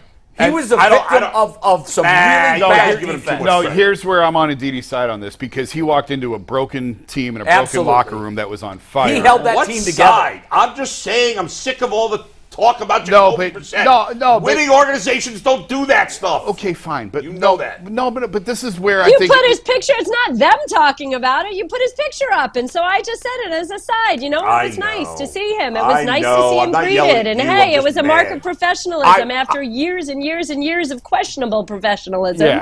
Here's a guy that brought some professionalism to that locker room. Yeah, he was a good example. His teammates gravitated to him. It's what's interesting is it's almost never that a player does that, comes into an organization such a brief time, and has the universal stamp of love from the fans, the media, and his teammates. Right. And he's not here anymore. Well, listen, I'm going to get to this. I want to talk about the teams that are actually active right at this point. I think the rival in my head for off-season rosters is the New York Jets for some reason, Aditi. Because I look at the New York Jets as a team that is trying to get where we're wanting to go. They didn't make the playoffs last year. They made some upgrades. Now they look to be a viable team that could possibly make the playoffs, like the Cleveland Browns. What are your thoughts on them and Dalvin Cook? And whose roster do you like better right now, the Jets or the Browns? if we are talking roster, as in whole roster, what 1 to 53 will be, then I'll take the Browns. I think signing Aaron Rodgers is a massive move in a million ways that has a ton of tentacles to it that are all positive in terms of the teammate that he is, the level of professionalism he brings, the way that he automatically gives that team swagger that they are most definitely in every single game. All of that counts for a significant amount. But look, we just got off of our production meeting with Kevin Stefanski, and I was asking him about how he felt his roster stacked up against the Eagles this year versus a year ago. You'll have to tune in Thursday night to get the full answer. Okay. But we can all at least use our brains and say, hey, there are a lot more veterans on this Browns roster, especially on that defensive line. Dalvin Tomlinson, Ogbo, I need to make sure that I say it right before I say it on air. And you know what's so funny about it is that I said it right last year when I had the Texans. But anyway, you know who I'm talking about. Zadarius Smith, all of these guys, you get these grown men, these grown men up front. You're going to notice that against the offensive line when there were all these questions about the interior of the defensive line and the defensive line in general outside of Myles Garrett, really. So I think that you look at this secondary, you look at the Browns secondary, you see the way that they will be deployed by Jim Schwartz, being able to cover just so much more. You see Juan Thornhill, who's a guy who won a Super Bowl and knows how to go about getting in that big game. You see MJ Emerson, who's in year 2 and who's even stickier than he was a year ago and even more confident than he was a year ago. You see this defensive front. You see what Elijah Moore brings to that wide receiver room and what that rookie Cedric Tillman has brought and how exciting that's been. I mean, it's really hard. I look at the Browns right now. I have some questions at linebacker, and I'm curious to see who the third running back is, who may not even be on this roster yet. And I feel great about the quarterback room. I feel great about the wide receiver room. I feel great about the tight ends. I feel tremendous about the offensive line. I mean, I keep going. Where are you feeling that there are holes and you're really nervous? Linebacker. Where are you feeling like okay? The only thing I'm nervous about is quarterback. Well, really? It's just because it's the unknown. I mean, and it's the most important position on the field, clearly. And this team is going to go as the quarterback goes. I'm assuming if he's back to what he was, there's nothing I'm concerned about. Right. I'm assuming that he's going. I'm not saying he's going to be back to what he was. Yeah. I think he's going to be markedly better than the Deshaun Watson we saw last year, and that's what we need. But I mean, based on everything else, Aditi, I think G and I don't know where Jay is, but we talked about this yesterday. Just don't feel like we have the quality or the depth at linebacker. That's my only concern. And that's very fair. I will tell you this about the quarterback situation. I was on the field watching that first drive from Deshaun Watson. He is night and day from where he was a year ago. How so? In command of the huddle, command of the huddle, the speed with which he is seeing what's on the field and getting rid of the ball. The ability to manage what's happening in the game, what's happening in front of him, and what his decision-making has to be. His ease with Kevin Stefanski and Alex Van Pelt when he comes off and when he's talking about what he's seen and what he wants to do. The plays, this is where Kevin Stefanski is one of those guys that's, I don't care what plays I like. I want to run the quarterback. They are so on the same page. But here's what I'll leave you with. You all know I'm married to a Steelers season ticket holder. You all know I am married to a Steelers diehard. You know that he went to Pitt, so he obviously loves Kenny Pickett. Right. I came home on Saturday, and I said to my husband, you better watch out. That's what I said. And he started saying, pew, pew, pew, pew, pew, poo, poo, because he wanted to talk about his Steelers. Yeah. And I said, yeah. And you know what's funny about that is that his cousin, our cousin David, grew up in Ohio. And he said, I've heard this every single year from Browns fans. Right. And I was like, I'm not saying this as a fan. I'm saying it as someone who is a trained observer in the National Football League, who is standing on the field, and they don't want to buy it. But hey, I gave my fair warning. I said, mark it down. Deshaun Watson is not going to be who you saw last year. Good. See, that makes me feel 100% better. I expect him to be better. I watched with my eyes. I needed to see more of it. too small of a sample size. Hopefully we'll get to see him in the last preseason significantly more than we did in preseason game number 2. But what I saw, it checked all the boxes. But I'm not ready to say, I'm not going to call a Steeler fan I know and say, you better watch out. Yeah. I'm not there yet. Now, I'm glad you are because you got a better view of it I'm just saying, you know what, because it is par for the course for people in the AFC North to just automatically dismiss the Browns. Automatically whatever. Okay, it's going to be the Bengals, the Ravens, and the Steelers battling for the top spot in the division. And so my saying, you better watch out, it's sort of like you are underestimating them at your own peril. Yeah. Right. You are assuming that Deshaun Watson is washed. You are assuming that a year and a half is too long off or whatever it was, that he's just not going to get there. You do that. You do that at your own risk. That's all I'm saying about this. Not that linebacker is insignificant. Yeah. Okay, I'm sorry. Go ahead, Adam. No. Finish. Go ahead, finish. No, just that. Not that that's insignificant. Not that. You can get by without decent linebackers. And obviously the news about Jacob Phillips, who's a young player who unfortunately I was so excited for a year ago, he just can't stay healthy. Who even knows if he's good or bad? I guess if you're saying that your best ability is your availability, then maybe that tracks. But I feel bad for him. I'm sorry about that. But let's see what Andrew Berry does, because obviously there's still time to make moves. I'm with you. I'm not worried about linebacker. And they have injury-prone guys. I think they're good enough if they're healthy. But as the resident Bengals fan here, I am not ignoring the Browns. I am ignoring the Steelers. And now I've done that to some degree to my own peril. But the Steelers are not that good. I don't think. I think the Steelers, to me, are still the most likely team to finish in last place this year. Do you agree or no? No, I don't agree. Who you got? I think the defense has multiple game breakers on it, right? TJ Watt and Minkah Fitzpatrick are both players that can affect a game completely. Alex Highsmith has a new contract, and having TJ Watt and Alex Highsmith healthy and playing at those outside linebacker spots is a really big deal. That defense should once again shore up to being one of the top 5 defenses in the league. And so then you look at that offense. Kenny Pickett has made major gains, and he's that.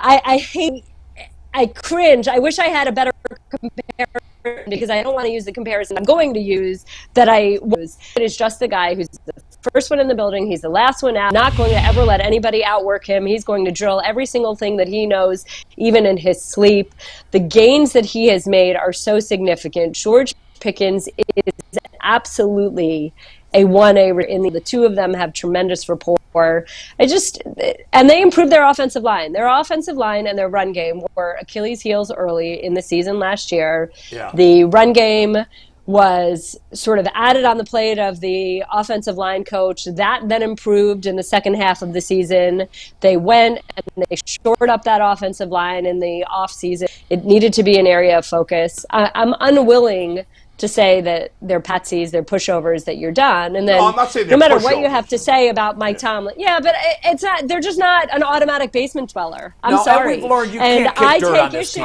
Ever. I'm just saying they're most likely. I take issue with Mike Tomlin's lack of postseason wins, but come on, Mike Tomlin's teams are always competitive. Right, even if Duck Hodges is their starting quarterback, they are always competitive. Yeah, so you can't just automatically say, okay, that's the basement team. So, Aditi, what you're saying is the AFC North is the best division in football. I didn't say they wouldn't be competitive.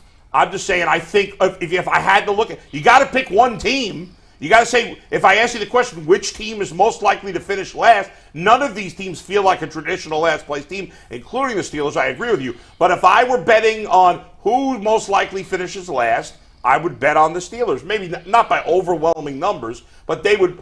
Who else would you pick? Who would you pick? The Ravens? I mean, I don't know, right? We still need to see. Look, first of all, I think that the last place team could be a 9-7 team. So to your point, it may not be a traditional last place team. Could be, yeah.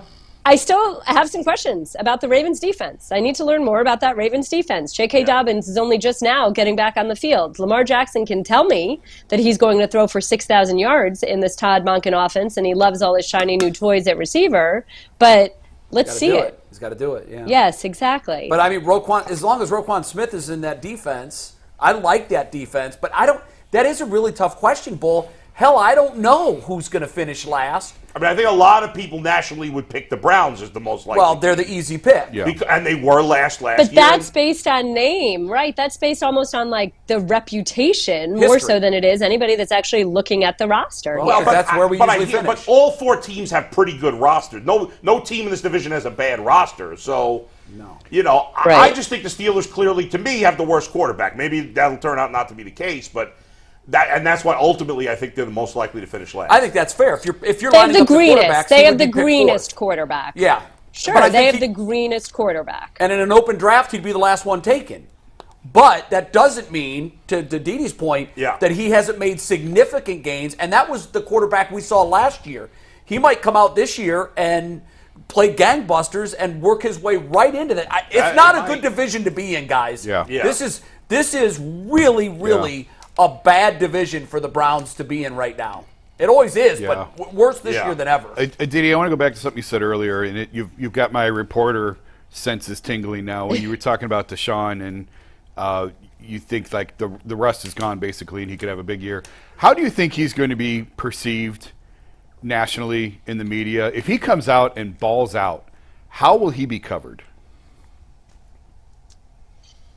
I think that it's sort of like the hug with Roger Goodell. There were people that had very strong words about it. I think of Mike Freeman, who is an unbelievably respected journalist. He's a USA Today columnist and has been covering the league for, 20, 30 years at this point.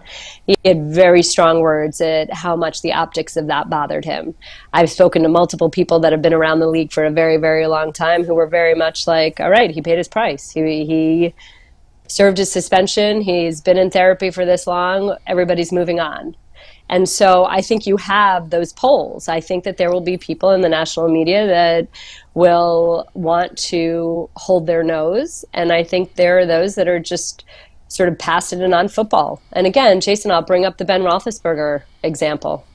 I mean, think about everything early in his career, the rape accusations, the motorcycle accident, all of that. And then at some point, it just sort of stopped being a story to some degree. And because he won. Yeah, right. Right. And he was revered. He was hailed walking off that field for the final time. Right. Nobody was talking about it then. And which was so many years later, which is what Deshaun Watson knows. If Deshaun Watson wins the Super Bowl, if he brings the Super Bowl to Cleveland, it'll be a rare person, certainly in Cleveland, that's going to say Deshaun Watson, who allegedly or who was accused of or who once served an 11-game suspension, you'll just lose that. You'll lose that a positive, or is that the right grammatical term? No, I know what you're saying. You're right. It's like the most recent page in the book is the one that resonates the most. But I'm just fascinated by this year because it's still fresh and raw. It is, but so that I know, but it's funny, Jason, because I even asked. So when I was at the game last week, I actually asked a member of the Browns PR staff, has it come up? Has last year come up? Has the therapy? Has the remaining civil suit? And apparently no one's really asking about it. That it hasn't yet. Well, there hasn't been a ton of national media around I don't believe. Right, wait until you're 3 or 4 games into the season. The local people don't. We're past that. We're done with it. We just talked about the Johnny Manziel story. There's 3 things that America, and when I say America, I mean fans, media, this whole thing. Right. There's 3 things that they love about athletes and celebrity. 1, the rise. 2, the fall. 3, the comeback. Yeah. And that's the stage that we're in now. And we'll see how it's handled. How do fans perceive it? I can tell you that fans nationally, no matter, particularly if he has success, they'll enjoy booing him even more. Yeah. But locally, he'll be revered. Yeah. If he brings wins to Cleveland, that's right. All the people who said they were going to not watch anymore, they're all full of shit. Yeah, they're watching. 99.9% of them are full of shit. And they're all be watching. Nobody boycotted the NFL. No. We heard that 5 years ago with the kneeling controversy. But the anthem, exactly. But guess what? The numbers are back bigger than ever. And right. Might there be a temporary ding? Yes. I don't think this was big enough to create that. I really don't. Yeah. All right, Aditi, you got anything else for us? What should we look for tomorrow? I mean, how are you going to watch? Well, if you look at last year's post-joint practices, both head coaches treated the practices really as a game. And, what's funny is that we talked to Cedric Tillman earlier today, and this is obviously the first time that he's ever practiced against another team. He never did that at Tennessee. And he said it kind of felt like a preseason game. And that's just because of the competitiveness, the juice on the practice field. So Thursday is really an opportunity to get to know some of these young guys, to get to know guys like Cameron Mitchell, to get to know Dorian Thompson even more, to get to watch Kellen Mond and see if this is a guy that should be sticking around on the practice squad in some capacity. This is getting to know younger players, again, and like a Cedric Tillman, really, and getting a sense of them, because you're going to need these guys. I'd also pay attention to special teams. Special teams is so notable because a lot of the guys that are playing special teams in the National Football League have never played special teams in college because they were stars in college. Sure. So they didn't have to do that. And you had 100-person rosters. So you had guys that were just special teams players there. Now, in order to make a roster, whether you're a fifth safety or whatever, you've got to be doing your work on teams. And the Browns, P.S., made a major change at teams when they brought in Bubba Ventrone. Now, I can tell you, he's a guy that has unbelievable credibility. He played on special teams in the city of Cleveland. He brings all that energy. He brings that focus and import and, hey, this really is 1/3 of the game. It matters. Look, like we talked last week, I said I'm sorry for bringing up that Jets game. But if you think about that Jets game, if special teams had done a better job in making that PAT, 100%, and then in recovering that onside kick, as much as we talk about should Nick Chubb have fallen down before the goal line, or did the secondary mess up the communication on the Corey Davis touchdown? Yeah, but special teams also could have made a kick and could have recovered that onside kick. Sure. Yep. So pay attention to that a little bit. Well, those are guys that are going to matter. On that note, Cade York 0 for 2. We talked about him yesterday. Stefanski said, I'm not bringing anybody in. There's not going to be any competition. Yep. And no, I'm not worried. Okay, that's what he says to the camera. I got to imagine when he's talking to Bubba, he's at least whispering into Bubba's ear and saying, should I be worried? And the question to you is, should he be worried? You know what? Right now, it doesn't feel as if there's much worry. This is the nature of kicking, right? Like, even if he makes everything Thursday night and makes everything next week in Kansas City, at some point he is going to miss a kick. I think it's really more about his process, which he has streamlined significantly from a year ago. He simplified it. He's relying on his leg and not overthinking so much that I need this kind of kick in this weather and this kind of kick in this temperature and this kind of kick in this building. And he's just kicking. All of that, I think, is good. But, Kevin Stefanski has a line. He says confidence comes from demonstrated ability. And so at some point, Cade needs to make these kicks just for himself. He can be rebounding well. He can have the right attitude about it. He can have a good mindset. I mean, I'll tell you, I was watching him when he was going in last week. He was telling the punter where he wanted the ball based on the wind, a little bit to the right, whatever. He didn't seem tight, didn't seem nervous, didn't seem like, okay, there's the weight of the world on me right now. But I'm certainly going to be watching that Thursday night and paying close attention to him. Because, again, so much of this is a confidence game. It's like what we do, right? You feel good, play good. Right. And so I is think he feeling good? If they get in the situation where, they're not going to be disappointed if they don't convert on a 3rd and 7 from the 35-yard line.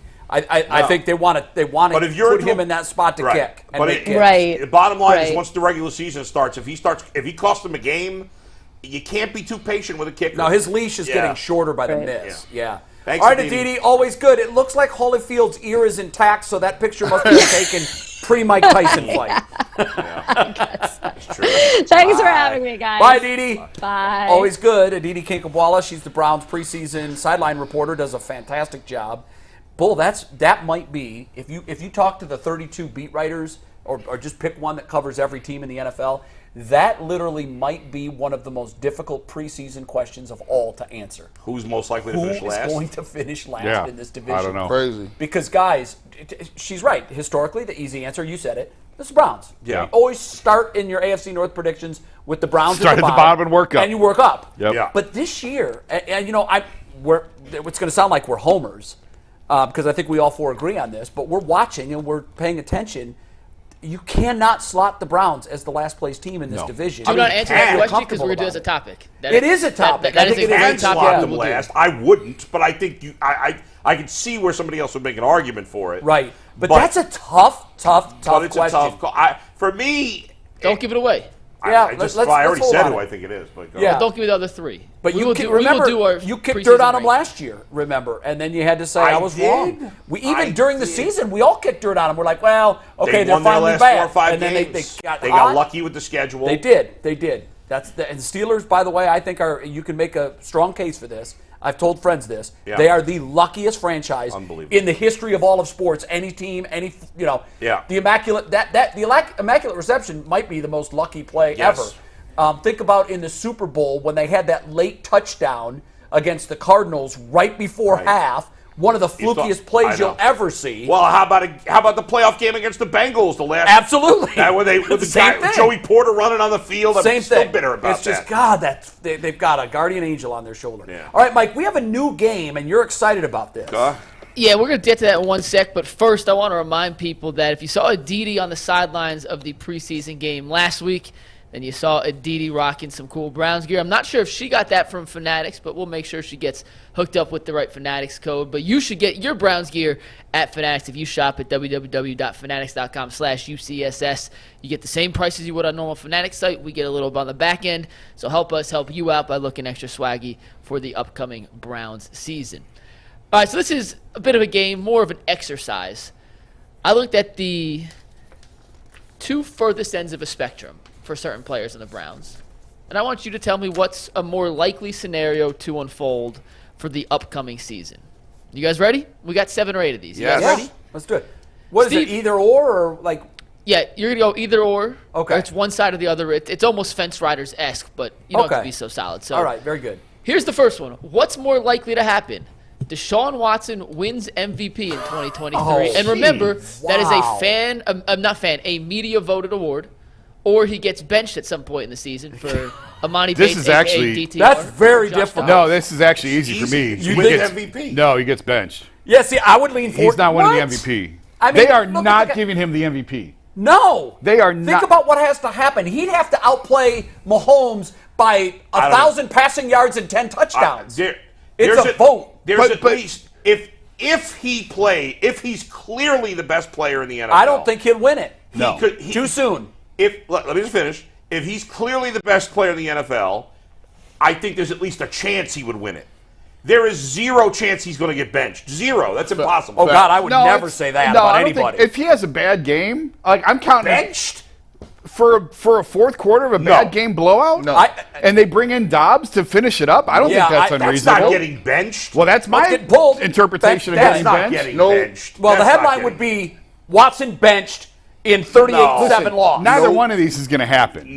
No, I Neither don't think one so of those either. is And gonna Mike happen. even said I went far end of the spectrum. Yeah. But I'm obviously, telling you, like most things, the middle's going to be where if we the fall. earth opens up and swallows up Patrick Mahomes, Josh Allen, Jalen Hurts, Joe Burrow. Joe Burrow, Like and Deshaun throws for they are 65 not touchdown voting passes. him the most valuable player in the league. No, he What is the not hell winning does it. that say about writers if they don't vote for the best player? Shit, they've been doing that for years, G. Bush. And I told Look how you, they make some players wait for the play. I Jim told you- Rice in baseball. I told you all that last year. That just gives you that gives you insight. I told you, they're not letting him win a damn thing and moving not in forward. year one. Not in year afterwards. one. If he And- does it 2 years in a row, next year they'll say, "Yeah, we have to concede. He's the MVP." How When- corny is that? I was covering It the is. NBA, It's I was bull. covering the NBA the year LeBron left for Miami, and everybody knew he is not winning the MVP. Yeah, his because first year in Miami, that's it exactly doesn't right. matter. He could have the Those best year of guys- his those career. guys should have all He lost their is jobs. not winning the That's the MVP. way it is. Hey, And guess look. what? He didn't win the MVP Hey, that look, first year in they're Miami. it just goes to show you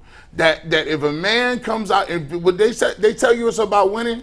And they tell you it's about what you do. It ain't about what the merit it is. No. I've told you America is about whether or not they identify with you. And if they cannot identify and they don't like what you do, they will do things like make Terrell Owens a second ballot And Hall it's of been Famer. that way forever. The pen cuts like a knife. And they for get the record, last The word. odds because- that he'll have a better season than Patrick Mahomes are not good anyway. Right, So, right. Right. So you And- got to throw that into the mix. I just, for the record, I don't have a vote. I'd have no problem voting for him for I MVP. wouldn't either I'd have because no I problem. would separate the man from Yes. the art, the art from the Yes, artist. but I'm telling you But right most now, writers can't. there is no But chance he- he's but- winning the and MVP. you know those writers better than There is anyone. no Because you chance know he's don't winning do the it. MVP. He knows those SOBs that will do that. He's seen it done before. So like, we're saying benched. Yes. You're saying MVP. What do you say? listen, both are so slim, but I have to go with MVP because here's the thing: if they bench Deshaun Watson, what are we even talking about? I don't care if benching they. him. There's no I don't chance care. that happens. I don't care if they're getting beat 800 to nothing.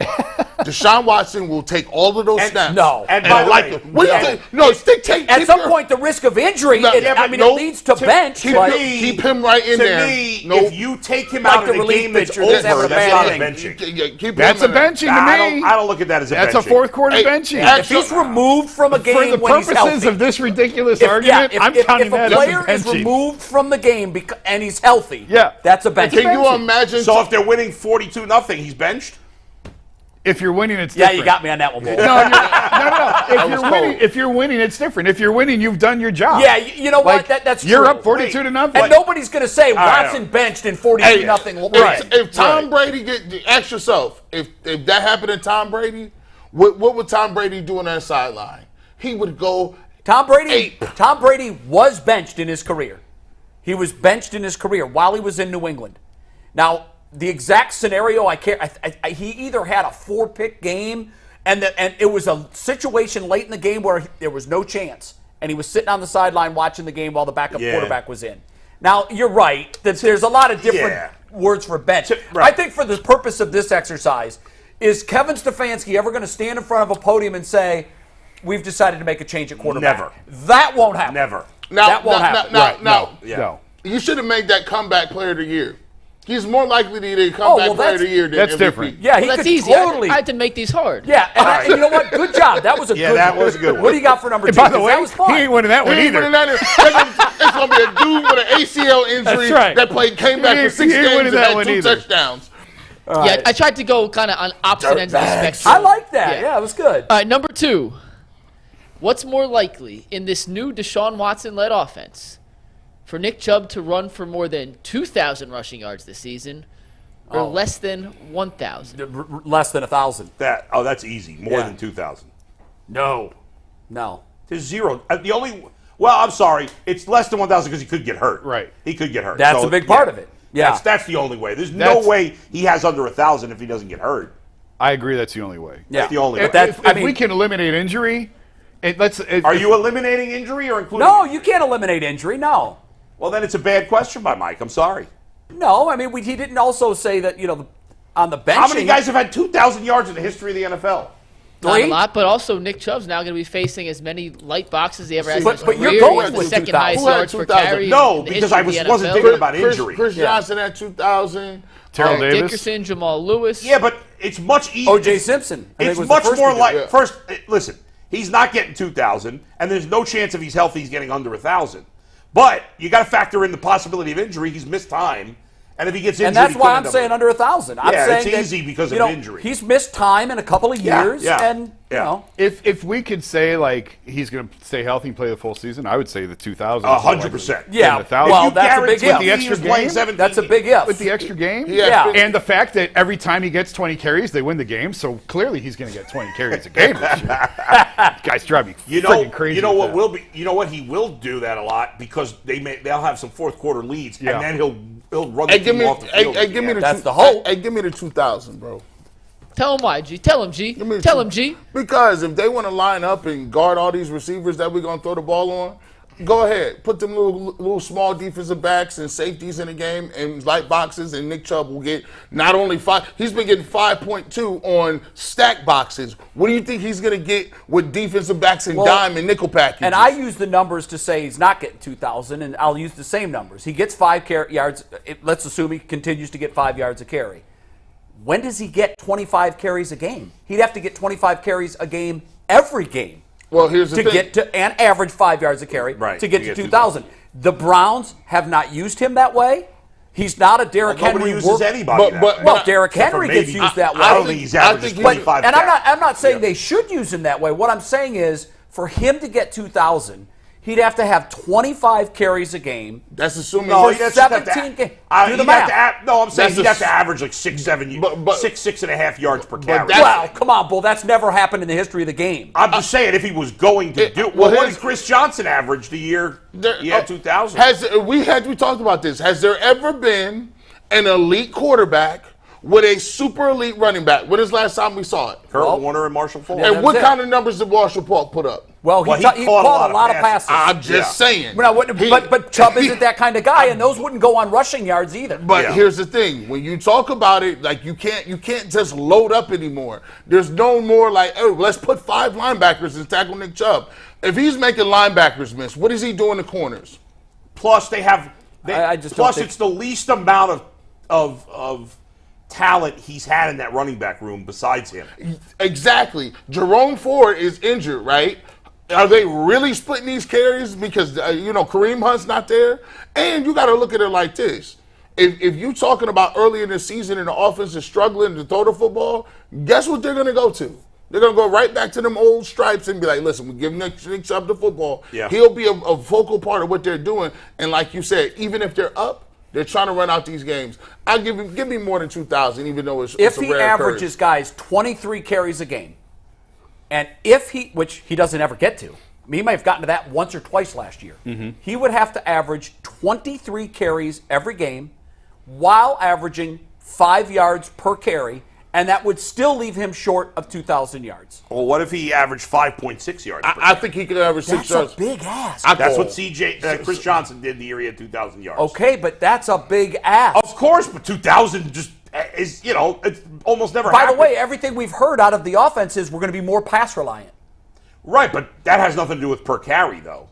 No, but let's do this. Let's say he averages 18 carries. Let's give him 20 carries a game, which he did not average last year. Nope. Times 6 carries, 6 yards per carry. Yep. 6. Yep. That's historic. Right. Okay. For 17 games. How many yards is that? We got 6 more of these, so at some point we got to... 2,040. These are all insane and none all right, next. Yeah. Let's go.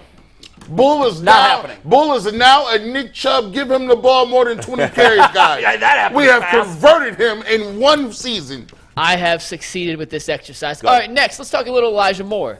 Is he more likely to have over 1,000 receiving yards this year or fewer than 25%? See, again, I love this game. You should have said, assuming no injury. Because... Okay, let's do it. Let's play it that way. Let's play it that way, and I'm going to say more than 1,000. More than 1,000. Yeah, because... I mean, if he only catches 1.5 passes a game, this was a colossal fail. Fewer than 25 receptions. I mean, that's a low number. You should have gone 50. I mean, he got the ball twice in the first drive of the preseason. Yeah, so it's easily 1,000 yards. All right, we'll move on. Next one. Yeah. That was easy. Yeah. Next up, Steve. What's more likely for Myles Garrett? For him to break the single-season NFL Why does he look record? fat there? That's like the only picture I've ever seen of the man where he looks fat. No, he's cut up. What's the record, 20.5? 22.5. Or not lead the Browns in sacks. So and someone again, else on the Browns lead the team in sacks. Yeah, assuming health. Break the record. Yeah, where he's going to break the record. Break the record. I'd go with break the record. The man flipped his car and still played.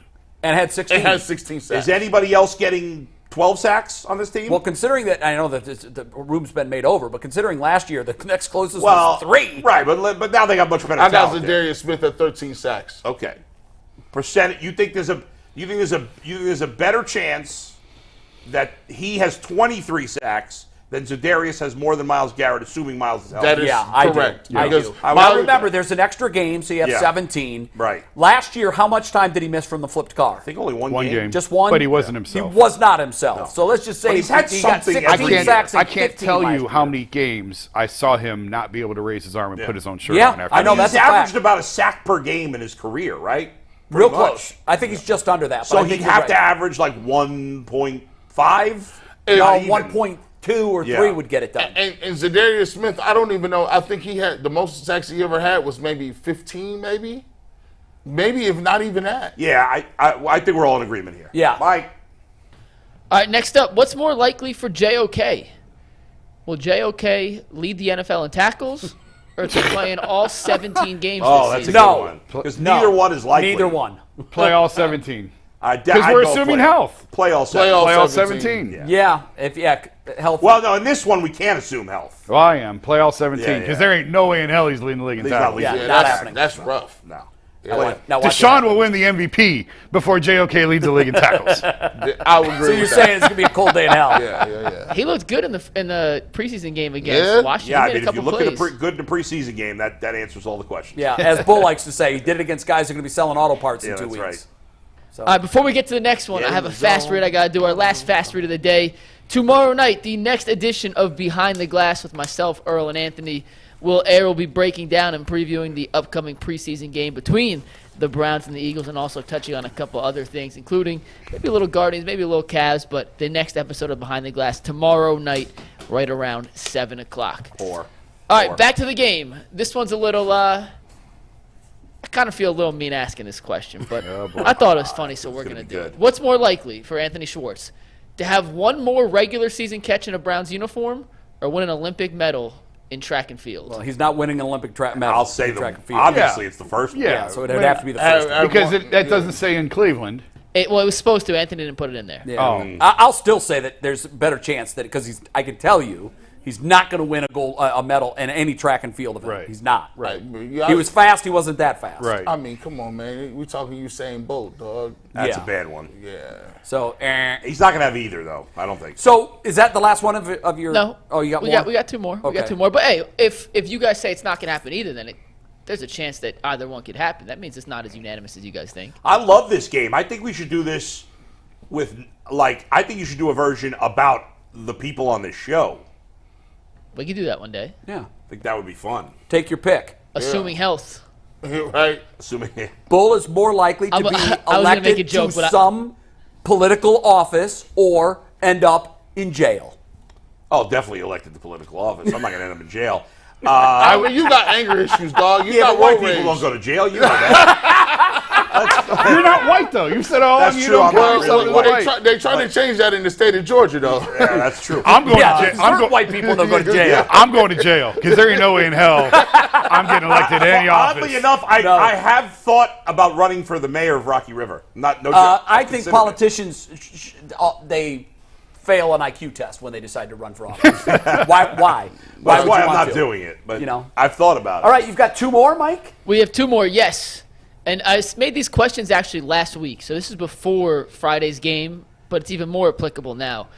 What's more likely, Cade York going 100% on extra points this season, or Cade York playing for another team next season? Well, did he go 100% last year on extra points?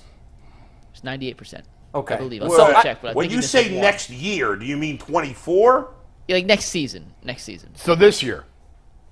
No, like next season. The 2024 like he's not. season. He kicks for the Browns this year and is no longer the Browns Got kicker it. next Okay, season. 2024. He's What's more more likely to likely? play for another team next year in 24. He missed 2 extra points last year, Jay. I'm gonna say, boy, that's because He both was 100% from this 29 is- yards and in. This is the most realistic one of all of them, really, because either one could happen. The They're other not cutting stuff, them. the other stuff ain't happening. Yeah, they're not cutting him. I don't Well, know. but that's next year, 24. I don't know. I know. I mean, I know. if he, If he sucks this year, they're going to cut him. yeah. I still believe in him. I just think he's got some issues to figure out. But name a kicker that hasn't at some point in his career had some issues to figure out. Even the great Justin Tucker had some years where you look at his stats and say, Yeah. that wasn't so great. I will take the 100%, but either one of those could happen. I think that's the most realistic one of all of these. Yeah, I do too. I think that's the closest one, the hardest one. All right, last one. What's more likely, Nick Chubb to lead the NFL in carries this season, or David Njoku to lead the NFL in touchdown receptions?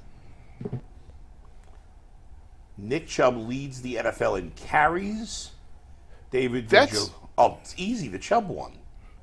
There's no way David Njoku's Yeah. going to lead the league in touch. At least there's a chance. Nick Chubb is like 3rd or 4th in carries every year. Yeah, he's a lot closer to leading the league in carries than Njoku is to leading Njoku the league. lead the league in touchdowns. Now, I don't- maybe it would have been maybe if you said amongst tight ends, but even then, Kelsey no would have to get chance. hurt. It's not going to happen, but I actually think like Njoku easily could be a favorite of Watson's in the red zone. He could be a top red zone target. 8 touchdowns? Probably. I mean, the leader's going to have double digits easily. Yeah, I would take Chubb leading the league in carries, especially if my guy in Tennessee gets hurt. I can't remember his name. Derrick Henry. Thank you. I don't ever want to hear you guys. By the way, Kelsey finished second in the NFL in touchdowns last year as a tight end. Who led the I just league? never want to hear anyone complain about Nick Chubb not getting enough carries again. I'm just throwing it out there. I've never complained about that. Bull and I have never once said that. It's only these guys and Brad. You know, Jerick McKinnon was 5th last year in touchdown receptions.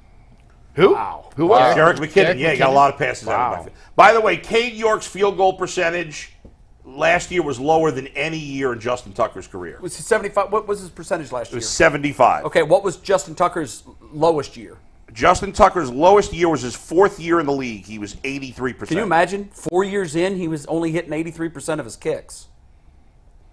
Yeah, but his first 2 years, he was 91 and 93. I know, and then he had a huge step back. That's a big step back for a kicker. You know what though? It's misleading because Here's the thing with kicks too. You missed. I mean, give him 2 more makes, and suddenly he's because the percentage. You don't try 100 field goals. But the percentage. It's not like batting average. But you're not going to cut Justin Tucker when he's been great for 3 years. And by the way, that year he just missed his deep. He inside of 50 yards, he only missed 1 field goal the whole season.